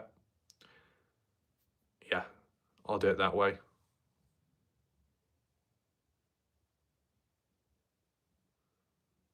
Okay. Shout out to everyone that has commented and left thoughts, really helpful and important, of course. What else do we have? Yeah, I just think that Kenny Veach on those multiple hikes down Pitcher Canyon is very important. You know, going down once, coming across the cave makes sense. Going back out again to try and find it, relocate and record it as proof, unable to, makes sense, as in going back out there to try and prove it. Then going back out there one more time, one more attempt makes sense. But I said Kenny Veach has been out there not 3 times, but at least 4 times, maybe 5 times. So on 1 or 2 of the other hikes when he went out there, did he come across the M Cave? Because if he believes it to be in the area of Pitcher Canyon, he definitely walked past it unknown to him once or twice. So what? It means it opens and closes at different times. I remember that, probably won't know that. What are the sides to Kenny? His interest with stuff. I mean, I guess that's the other thing, Bunny. People won't know anymore because liked playlists on YouTube, personal ones, are now privatized ever since 2020 or 21. Originally, Kenny Veach's liked playlist consisted of how to not go crazy during an awakening. What was Kenny Veach trying to do?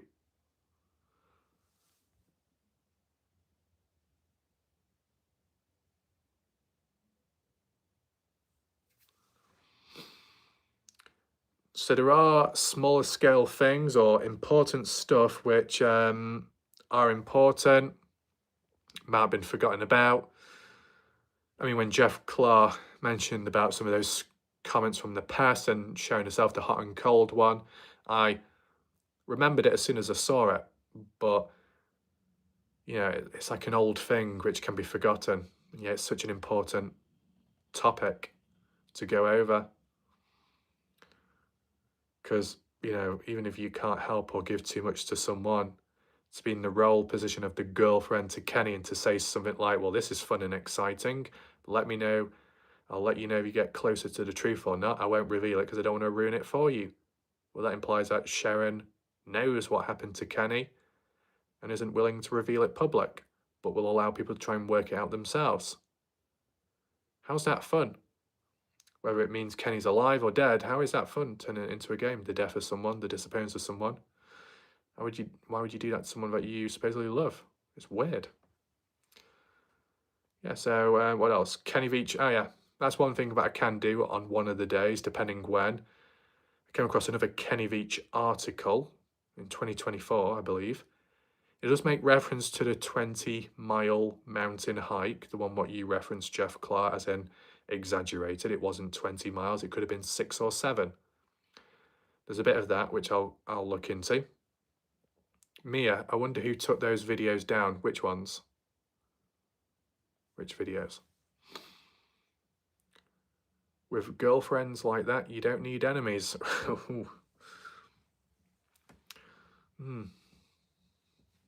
So I'm going to do a Kenny Veach article analysis, clear things up there.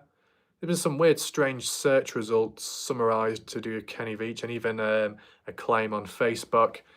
Inaccurate stuff, but maybe awareness needs to be spread about it. Maybe I'll do that sometime. There was a claim on Facebook reporting on Kenny's disappearance saying Kenny Veach went missing when he went out there with his friend. What? He was supposedly alone.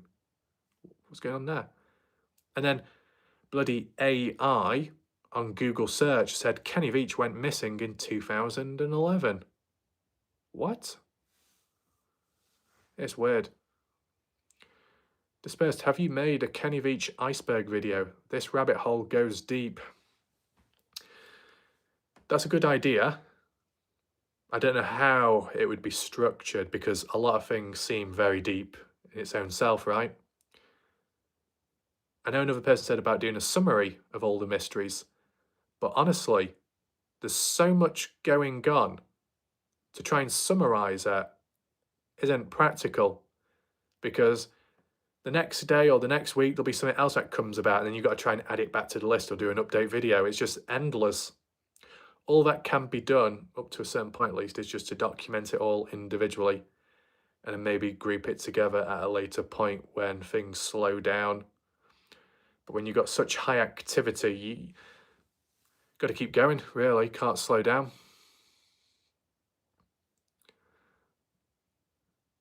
Has his girlfriend ever made any public statements about his disappearance? Jeff, yeah, she posted her slander comment about how crazy he was. What, mentally unstable, you mean? Kenny's YouTube videos. Back's aching a little bit. What time are we on? We could go for about another hour or so. I mean, this is the thing. What I'll do is I'll just reposition myself. Let's get the chair. Because tying on to Jeff Clark, about the supposed slander and what the girlfriends claim about Kenny making him look crazy, making him look bad. What effect does that have on the general public's outlook? We'll get to that in just a second. Just the chair. Oops.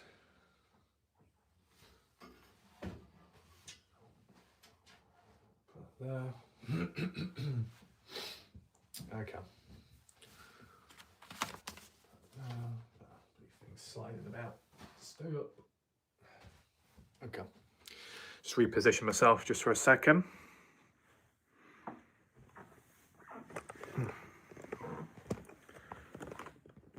Bit wonky the camera as usual. End up getting backache, so.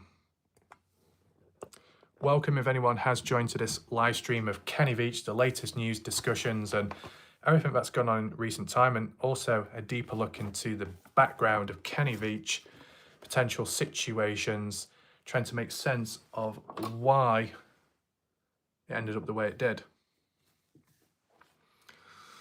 Kenny's YouTube videos, oh yeah, the original hike clips and stuff. Yeah, so you look at Kenny for the first time, don't know too much about him. You look at what the girlfriend's saying, and you think, well, the girlfriend must know something because she's with Kenny's and spends time.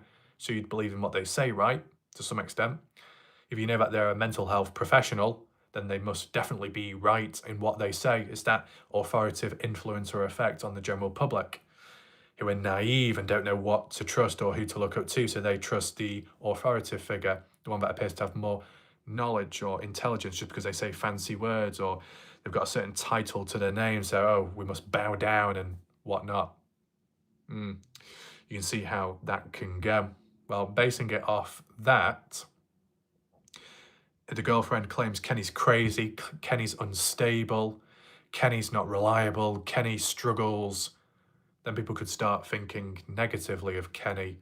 So basically, it's that concept of, just in general in life, if you give an unpopular opinion or you give an unpopular fact and it's politically incorrect, the majority could label you as crazy and come out with all kinds of fancy words and buzzwords, and then it ultimately leads to other people thinking, oh yeah, that person is crazy, a knock-on chain reaction just because you're labelled in a negative way and people believe in it. So anything you say from there on then, no one's going to believe you or trust you. They'll just see you as the typical crazy guy in the corner of the room. So when Kenny Veach talks about an M cave and talks about vibrations and something he's experienced, and Sharon's like, well, Kenny Veach does have psychological issues, people then may start thinking, well, maybe he's making it up. Maybe he's imagining things. Maybe it wasn't real, but it was to him, seeing stuff when it's not actually there. Oh, psychosis. Oh, unstable. Oh, disorders. You know, things like that, perception issues.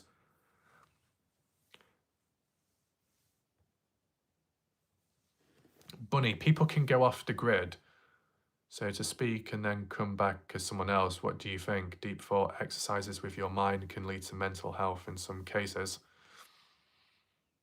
We've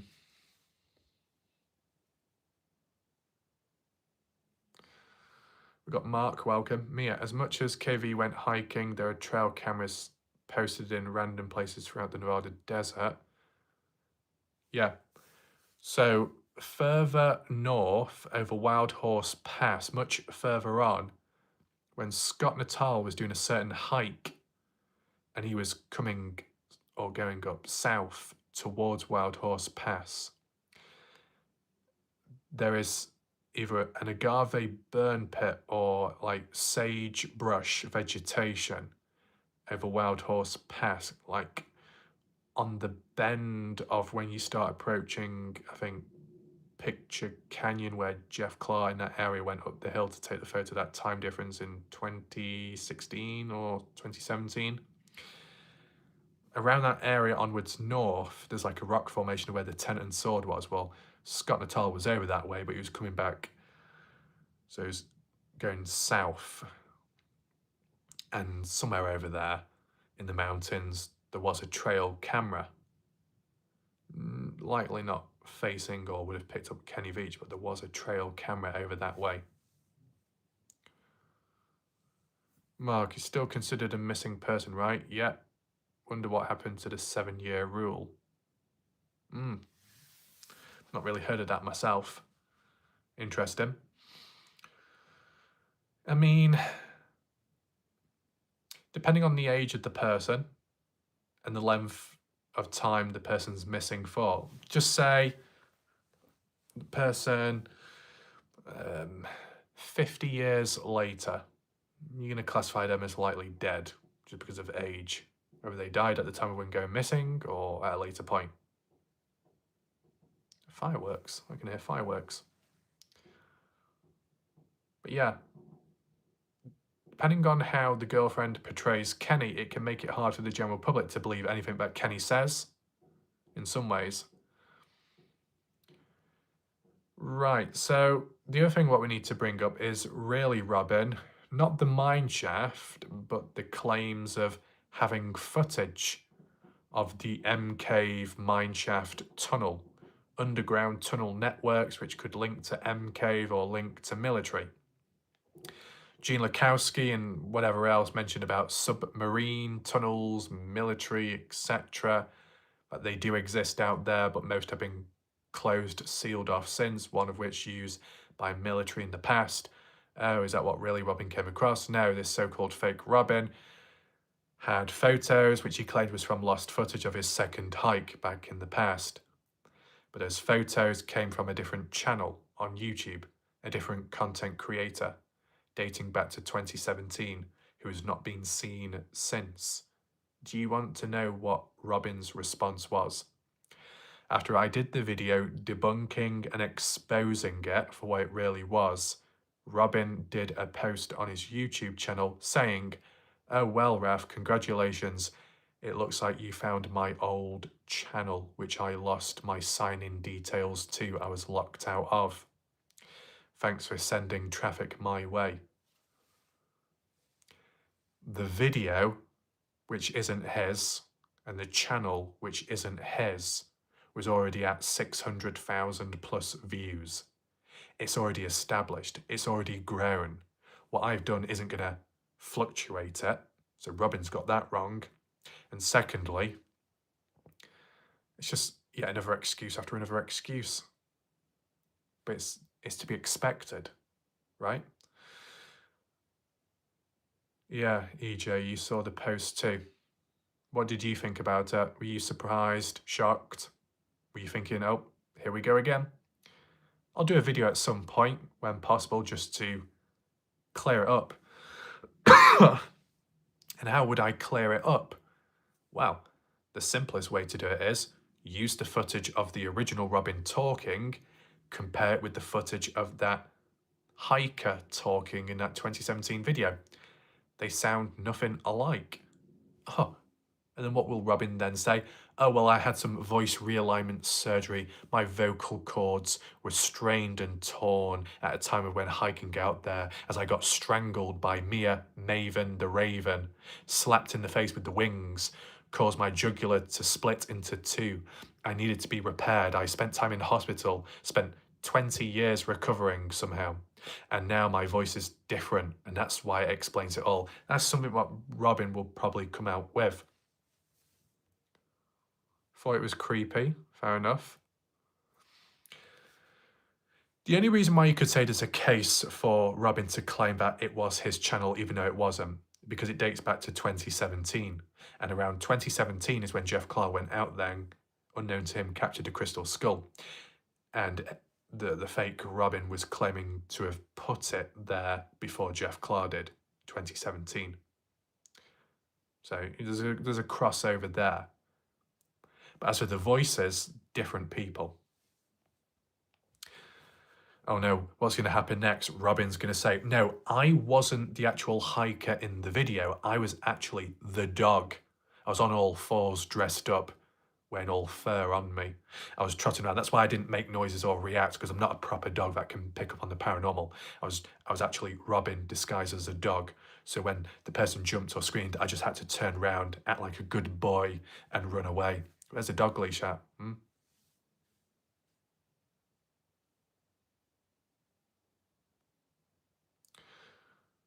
Mia, I laugh every time Scott Natal says, okay, at the beginning of every video. I think at one point people were claiming that I kept saying, okay. Hey, this is a weird observation, Mia. Did you know people have claimed that I'm supposedly a psychopath because I do not blink in my videos? Jeff, I believe there used to be at least one side tunnel down there. If you look at the photos and footage, you will see a perfect arch in the northeast corner. When you talk about photos, Jeff, are you talking about your photos or other explorers since? Even the Crystal Skull photos, if you look to the right, you see the dark wall end and then being filled with white gravel. Okay. I think there have been at least 3 really Robins. Wow.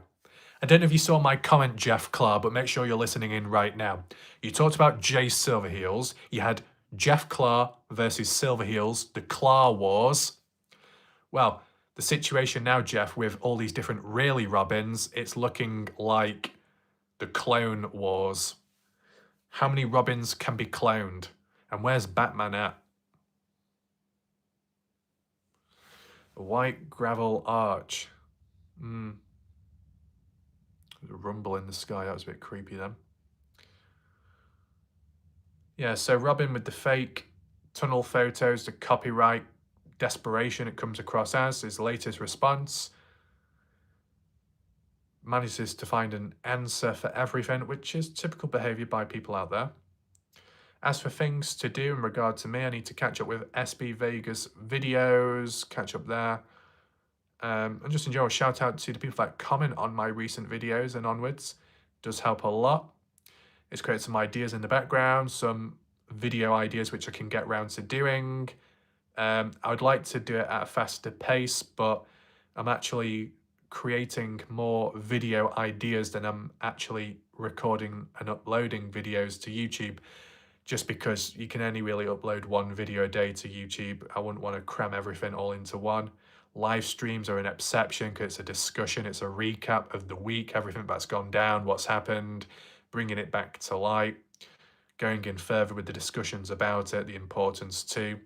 But then the standard pre-recorded videos in a live premiere is more focused and refined. Keep to that schedule. I'll try and do some short clips, YouTube shorts, to expand the reach on the case, to nail home the truths and the situations. Mia, holy hell, Raf, ignore those types of dramatic losers. They're just envious. So I can't remember what I said, Mia, in terms of the people that I've come across. I think I was taught that fast that I forgot what I previously said. What else is there? So, the other theory, which Jeff Clark, actually I probably shouldn't say that because Jeff might get kidnapped by the Penguin Gang, but one public comment that was made and suggested was Kenny Veach caught up in a situation with military equipment testing in caves or mine shafts, tunnel ways. Kenny got too close, the military equipment killed him, incapacitated him, finished him off. It wasn't meant or intended, and the military found out about it and had to cover it up and stage it as more of a disappearance missing person case,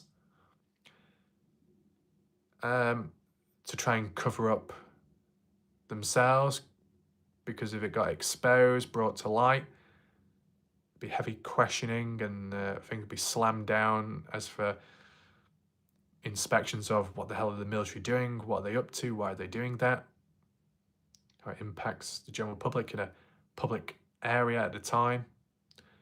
And maybe also wanting to take over that land too, because if there was testing or equipment being done over there, they don't want the public to see it anymore. Neurotic, psychopath, oh yeah. It's just random males, basically. It tends to be males that do that to me. You know, do like an important video, and what's the first response by someone? Well, like, Raf, are you trying to grow a beard? Because if not, don't bother attempting it. It's a poor excuse. I think there's bigger issues at hand going on besides my facial hair. What next? Someone's going to say, well, like, Raf, it appears that one nipple is wonky and not on level with the other. You know, Wallite Raf's nipples aren't as level-headed as Jeff Clark's mind. Or is that the case? Is that so? Is one wonky there? You know, of course, this case will attract people who are very vigilant, who have an eye for things and pick up on stuff, but people tend to put it to the wrong use. People focus more on, is Wallite Raf's wallpaper a certain shade? What's he hiding in the wardrobe? Is there a zombie apocalypse going on? Why is the lamp head wonky? Why is Wallite Raf's hair not moving? Why is Wallite Raf's lips so lush? And it's like, okay, you might have a good eye for detail, and yeah, but apply it to the case, not me. So it's kind of interesting. Oh, we got KB. Shout out to KB, welcome.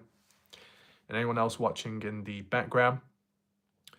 So you can let me know if anyone else agrees with a potential cover-up. EJ, I have a green room. Nice.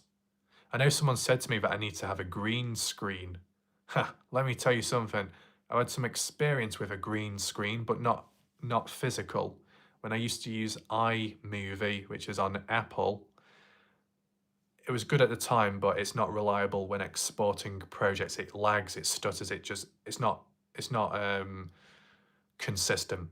But iMovie had a green screen effect where you could add things onto screen. So at one point there was like a penguin, there was missiles bombing me, there was a cat or a dog in front of me as I held it on screen. All kinds of stuff going on. I'll tell you one thing that did happen, Mia. I don't know if I told you. Some years ago, it was night time. I was just going outside in the garden, looking up at the sky. I saw something fly by really quickly. It was a bat. Next thing you know, the bat dived bombed me and it bitch slapped my face. Quite hard. It felt cold and it actually felt rubbery. Now, if it's going off by anything, if Peter Parker got bit by a spider and turned into Spider-Man, does that mean with me getting slapped by a bat, does that turn me into Batman? Because I do seem to come alive at night more so than during the morning. So if I'm Batman, does that mean I am Robin's daddy? Do I need to keep him in order and in check as well? See, it's a little bit alternative, but it gets the job done. It's not been needed yet. But if people ever act up, if you need healing or you're in danger, a certain item can help. And I've already introduced it technically, but in terms of how it can be used, I will demonstrate it right now. Mia, don't get too excited. Give me a second to go and collect it. Depends which one. Oh my God, they're all getting stuck.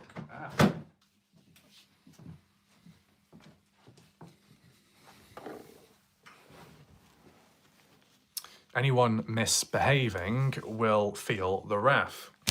Okay? So if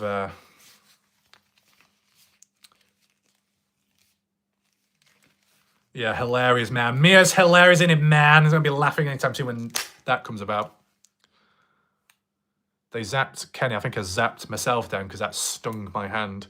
KB, Wallite Ref, you're not lost your witty sense of humour. Appreciate that. it has its moments, I guess. Need some water. I mean, it sounds very, very weird and abstract, but I'm just basing it off what people have said to me. Jeff Clark is probably going to look at me and think, Silverheels must have poisoned your mind, Warlike Rav, because your thinking is more wonky than a donkey. But this that's been used, I'm not saying it, it's what other people have said to me. I have used this digitally, as in on screen, when people have been ill, injured, hurt, in pain. And by giving a tap here and there or anywhere else, supposedly people have said it's fixed them the next day. The pain's gone away. Supposedly I can heal people. Now, can I heal Jay Silverheel? That might be beyond my reach, but can I heal other stuff? Possibly. Not just the hands, but the tool itself can work. It can also be used as a form of crowd control. Okay, that's some relentless, all over the place.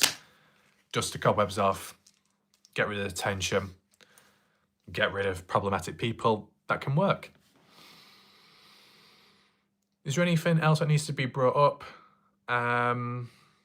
As for bullet points, just to refer back over, if anyone did join this live stream late, I was just talking about how Susan Veach acted supposedly fast when Robin claimed to have put a pen drive in the mineshaft. I thought it was a DNWR, but Driven X Adventure said it was another group of people responsible for filling in possibly the mineshaft. They did it between October 2025 and November 2025. Possibly done at a later time, but done in a short space of time. Comes across as not high priority to them. Interesting. Kenny's girlfriend playing hot and cold with a comment. The psychology behind it is questionable and odd. Kenny Veach with his multiple hikes down Picture Canyon. How come he only came across the M Cave on one of his 4 hikes down there? Is weird, or one of his 3 hikes down there. A new article, well, not a literal new one, but a new finding by me, which I'll analyse in an upcoming video or so. Questioning Kenny, as in because of how the girlfriend's influenced or portrayed Kenny online. You're welcome, KB. Really, Robin? Faking tunnel photos, copyright issues using someone else's channel, pretending that it's his. His latest response, claiming that it was his old channel, which he got locked out of. Well, if you got locked out of your account, you can always sign back in or say, I forgot my password. It shouldn't be that hard. Voices sound nothing alike. Things to do for me, I need to catch up on SB's videos. And yeah, the theory of a cover-up of illegal testing of military equipment was used. Dispersed speed or the unexplored canyon similar to Robin's Canyon in that specific mountain range. Kenny selling peaches in California.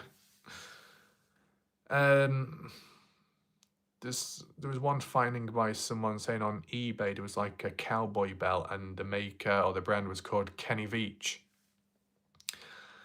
Could be a separate thing, coincidence, possibly, but I could do like a little video about it. So I have to remind myself to do that because sometimes there's a lot of ideas, but if they're not all written down immediately, they can be forgotten about. So yeah. It's like a recap of what's gone down over the last week. That's quite a lot, isn't it? What will happen next exactly?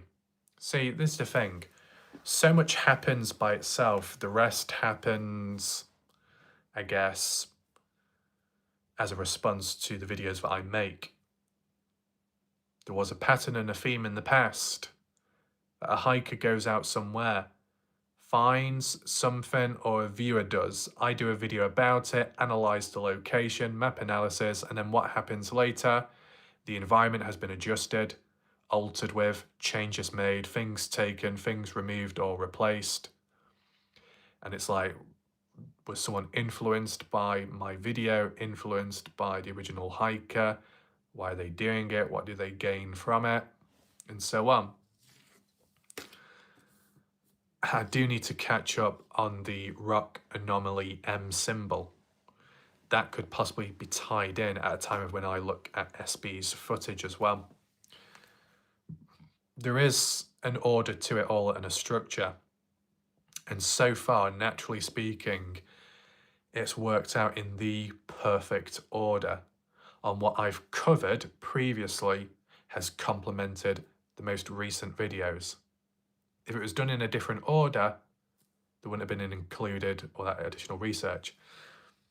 So like, really, that fake really, Robin, we're talking about the photos, the fake ones of the tunnel connections underground, and then the bullets, gunshots in the past, and a bullet casing being found. Well, if any of that was mentioned, if I hadn't done the videos on all that stuff in the past, I wouldn't have been able to use it in my current one. So in the correct order, it worked. Jeff Clark called misinformation and disinformation by the alphabet agencies. So the difference between misinformation, disinformation. Misinformation is where you can spread normally, maybe other times create incorrect details and just information that's wrong. It's incorrect, and you pass it about, you create, you spread it, but it's not done with intent to cause harm. It could still cause problems, but you don't mean to cause problems. Disinformation is when you do it with intent to cause chaos, to cause trouble, to cause confusion, misdirection. And you could say that this so-called Robin account is doing a form of disinformation. That's not good. Cause confusion and doubt. But that's the thing, like what Bunny was saying earlier, if things are contained so it doesn't go out into orbit, when the crazy stuff does happen, if it's measured and controlled, it can't get out of hand. It can still be looked at and addressed and analysed, but it doesn't have to cause loss of control or for shit to go downhill. It can be contained. Even if some of this stuff does sound wild or hard to believe, you can't dismiss it, because if you dismiss it, you might neglect, you might throw away that one opportunity where there is one bit of truth. You got to try and listen to it all, acknowledge it all. Compliance, maybe. Internalization, no. And then go from there. Mia, your videos are very entertaining on many levels, Rav. You should have millions of subscribers. I blame the platform YouTube itself. I rarely get notifications. I appreciate that. Yeah, I've noticed some people have said that notifications don't often work on YouTube, or at least on my channel. Just as a fact, when it comes to YouTube, creators can only post or create 3 posts on their channel in a 24-hour period. Because if you go over the limit in that space of time, anything else posted, the notifications will not go through. That's why I've had to try and cut down sometimes. But like sometimes when I did a video, then another one later. The original video got 200 views. The other video got 1,000. Both should have got 1,000, but because they were both uploaded on the same day, one overshadowed the other. Sometimes to get the most reach, you upload a video and then you sit back and let it grow. I hate doing that, because if I have the truth, if I have the material, I want to release it as soon as possible, and that's what I've normally done. But in doing that, I'm denying the chance of current stuff from expanding. You know that mineshaft one, the fill-in? I did a short clip on that summarising it, as in what's happened with credit to Driven X Adventures. Originally, I was going to do the full length, and it was 1 minute long. Problem is, YouTube Shorts are favoured to be about 15 to 30 seconds long. If it's any longer, people are less likely to watch. people aren't as likely to watch all the way through. So if the viewer percentage watch time is lower, YouTube won't push the video. So it'll die.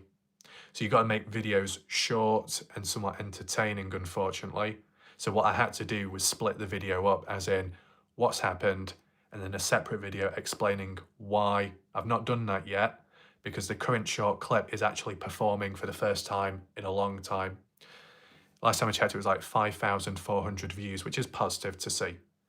If I was uploading daily, it would have only got 1,000. And when you're trying to spread awareness, you want as many people to see and hear about it, right? So unfortunately, I'm kind of forced to slow down, forced to hold back. If I want awareness, I've got to slow down with certain uploads, and it's so stupid. Got no choice.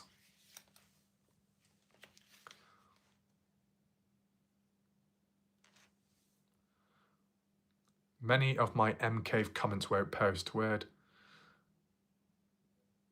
Despaired Speed. Do you think YouTube shadow bans MCave videos specifically? Sean has mentioned that before. Sean could have been shadow banned in some ways, but in terms of his original MCave 2019 covered up analysis video where he went back out there and got sick, his video has got over 1 million views. I don't think that's shadow banned to me. But in terms of him doing other videos and live streams through the years, and not everybody was notified about it, that was interpreted as shadow banned. In terms of me, I can't say I'm shadow banned, because when you look at the statistics on YouTube, you've got reach and then you've got views. Reach is when it's presented to strangers and people out there, like on the homepage, menu screen, the scroll down section when you're going through videos. Reach is how many times it's put out there towards people as an opportunity to watch. It doesn't mean that they click to watch, but it's just that it's out there visually for them to see it and potentially choose to click on it. And the reach in numbers tends to be quite high, but the views tend to be lower. Example. I've done some videos where the reach was about 20 to 35,000 people.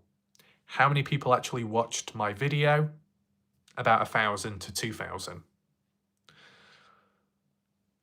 On another example, a video where I got 100,000 views, the reach over 1 million people. My video was presented to over 1 million people, and only 100,000 of them chose to click the video to watch.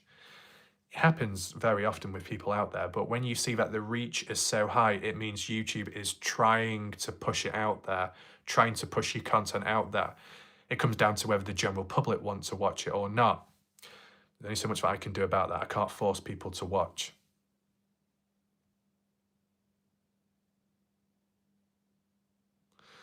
Because Josh Gates published Sean's hike on Exploration Unknown show.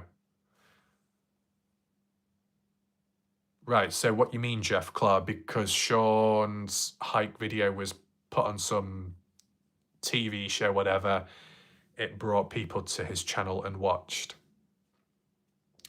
Can I ask, Jeff, when did that happen, though?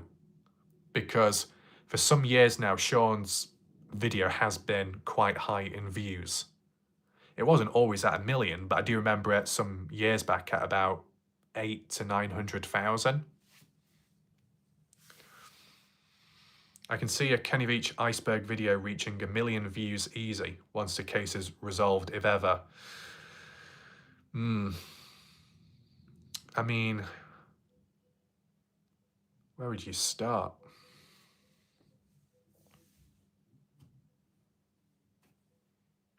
Yeah, there's a lot of hoops, KB. Sometimes keywords, tags, thumbnails, you got to be careful because of guidelines. It was crazy. One time I did a video where it showed a person's phone number, but the individual consented to posting it public, in which they did. YouTube auto-detected it and said, you're not allowed to do that. We're taking your video down. And I'm like, I can't even make an appeal. I can't even explain as proof as to why it was shown because the actual person behind the phone number consented to it, but YouTube wouldn't allow an explanation. What can you do? And yet you look at those court documents, those papers where it's got email addresses, phone numbers, might be of public information, but there's so much detail there, and yet YouTube doesn't flag that. Pick and choose. I know Jeff Clark mentioned about when it comes to certain locations on maps, you got to be careful.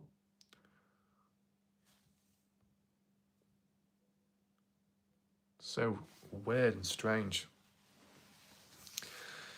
If there's any last perspectives you want, psychological or on the case of Kenny or a certain situation or problem, or you want a symbolism attached to Kenny Veach or my thoughts, feel free to drop a comment in the chat live shortly. If not, I will do like a bit of a countdown because I've mentioned most of what I was going to say anyway, unless there's any additional points.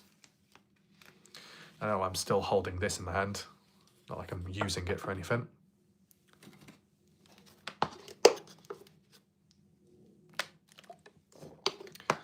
Forge, when I released videos, YouTube deleted comments I put during a premiere because they talked about YouTube. Yeah. One thing that I experienced, Forge, and it was an absolute pain.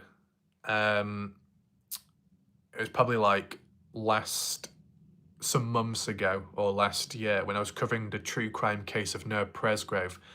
It happened quite a lot where when viewers were commenting in the comment section of my videos, they would post it and then it would be deleted automatically. And people assumed that I was doing it and I was responsible, which I do understand, but I don't do that.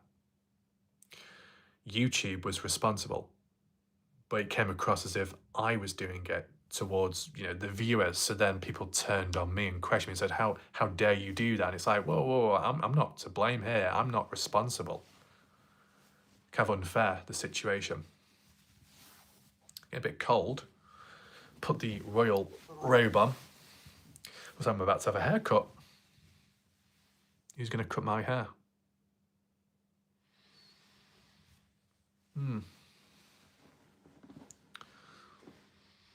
I think the third episode of Expedition Files is the MK one. I do remember Sean Horlacker some months ago talking about it, advertising it. But that was only some months ago. And I'm saying that a year or two ago, if not longer, Sean's video already had close to 1 million views. But either way, the awareness was spread. It was able to be put across. But it just goes to show that even when Sean Horlacker, the original, the person that's got 1 million views on his MK hike video, even someone like him does not get the credit that he should be given. News articles, for the most part of it, don't give credit to Sean. Other big YouTube channels tend to not give credit to Sean Horlacker. So if Sean Horlacker doesn't receive credit, then what chance do other people stand? What chance do I stand? Etc. But I'll tell you one thing. Well, actually, no, to be honest, it didn't work. And it's actually crazy and ridiculous. With the Dylan Rounds case, I covered not at the time, because it was a cumulative, but nearly 500 videos getting to that point. The hashtags of Dylan Rounds were absolutely flooded by me because I was doing videos every day. There was stuff to talk about. And despite making the most videos on the case more than anyone else and combined together, when the case was finally resolved and when bigger channels and other people researched into the case when it was all resolved and the material was present, not a single person actually watched the videos of mine. This is what the weird thing is. From true crime to the Kenny Veach missing person mystery case, this is timeless. 2014, yes, but still popular now. Popular a few years ago and maybe popular in the future. And certain videos that I upload, even if it's from a year ago, a few months ago, can improve, can grow, can explode and spike in views at unexpected times because of interest, because of people searching for it. People searching for it and want to watch my videos, which is appreciated. Yet true crime, that's only in the moment. People never seem to go back or rewatch, well, not rewatch, people just don't seem to watch, you know, archives and old footage of what I've done, like newer people. It's weird. KB, Warlike Ref, surely you must have a Turkish barber nearby for cutting your hair. Careful, that slappy bat might be attracted to that red robe. Maybe. Are ravens attracted to red robes as well? Anything on that border has huge interest. Anything with Art Bell has huge interest. I get that, Jeff Clark. But to be honest, the video that I did on Art Bell, statistically, it performed basic like the other videos. If a different channel was to talk about Art Bell, maybe it would be different. Sometimes it is a popularity contest. Some videos that I made, which were important but not as important as other videos, have performed better.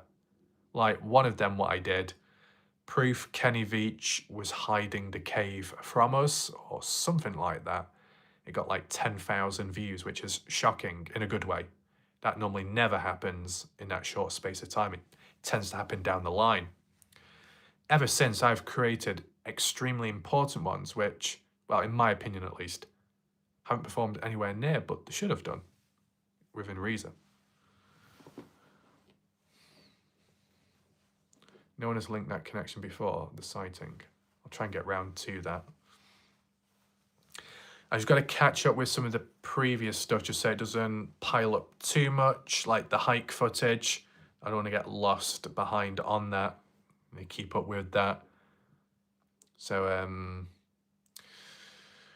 I think what I can possibly do, whether that be tomorrow, the day after, or the day after that, on the day I decide to do a bit more of a casual video on an Kenny Veach MCave article, which is to read through, analyse, check for information, and go on from there. On that day, I can spend some time studying SB's footage, because when it comes to studying footage or watching, there might not always be time to actually record a video on the same day. So if I can at least record some material on the case to keep it alive and do some easier coverage on a day when I'm doing deeper research, then you get the best of both. Other times I could possibly do the research, watching, analysing, and then do a live stream later on, but it's easier doing a live stream once every now and then to do a summary of everything that's gone down. Mia, only when men resembling Greek gods wear one. Are there any present right now?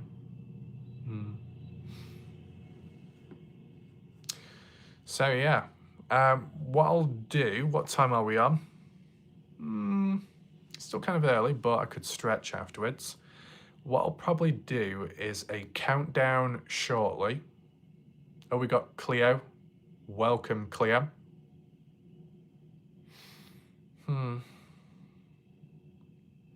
Unless there's any other areas you want me to focus on in terms of Kenny Veach, or have you got any other references in general with the psychology part, or if Mia, you've got any points you want me to refer to brief, I can do so. If not, I can do a countdown from 20 and then end it from there. Oh God, my robe has slipped. I've exposed myself. Oops. Good thing I'm wearing a top. I'll do a bit of a countdown anyway, and then we'll see where we are from there. If anyone else has joined late, welcome. If you're able to rewind back, and if not, when the video is processed, you can rewatch if you want. So from 20, only one. Only one.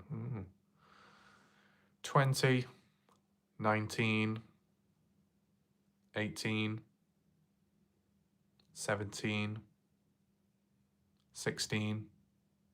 You're welcome, KB. It's good about your hair. 16, 15, 14, 13, 12, 11, 10, 9, 8. Welcome, MF. What's going on? At the moment, a countdown. Take care, Mia. A countdown. Have you got any little comments or questions, MF, in regards to the case? Feel free before I count down.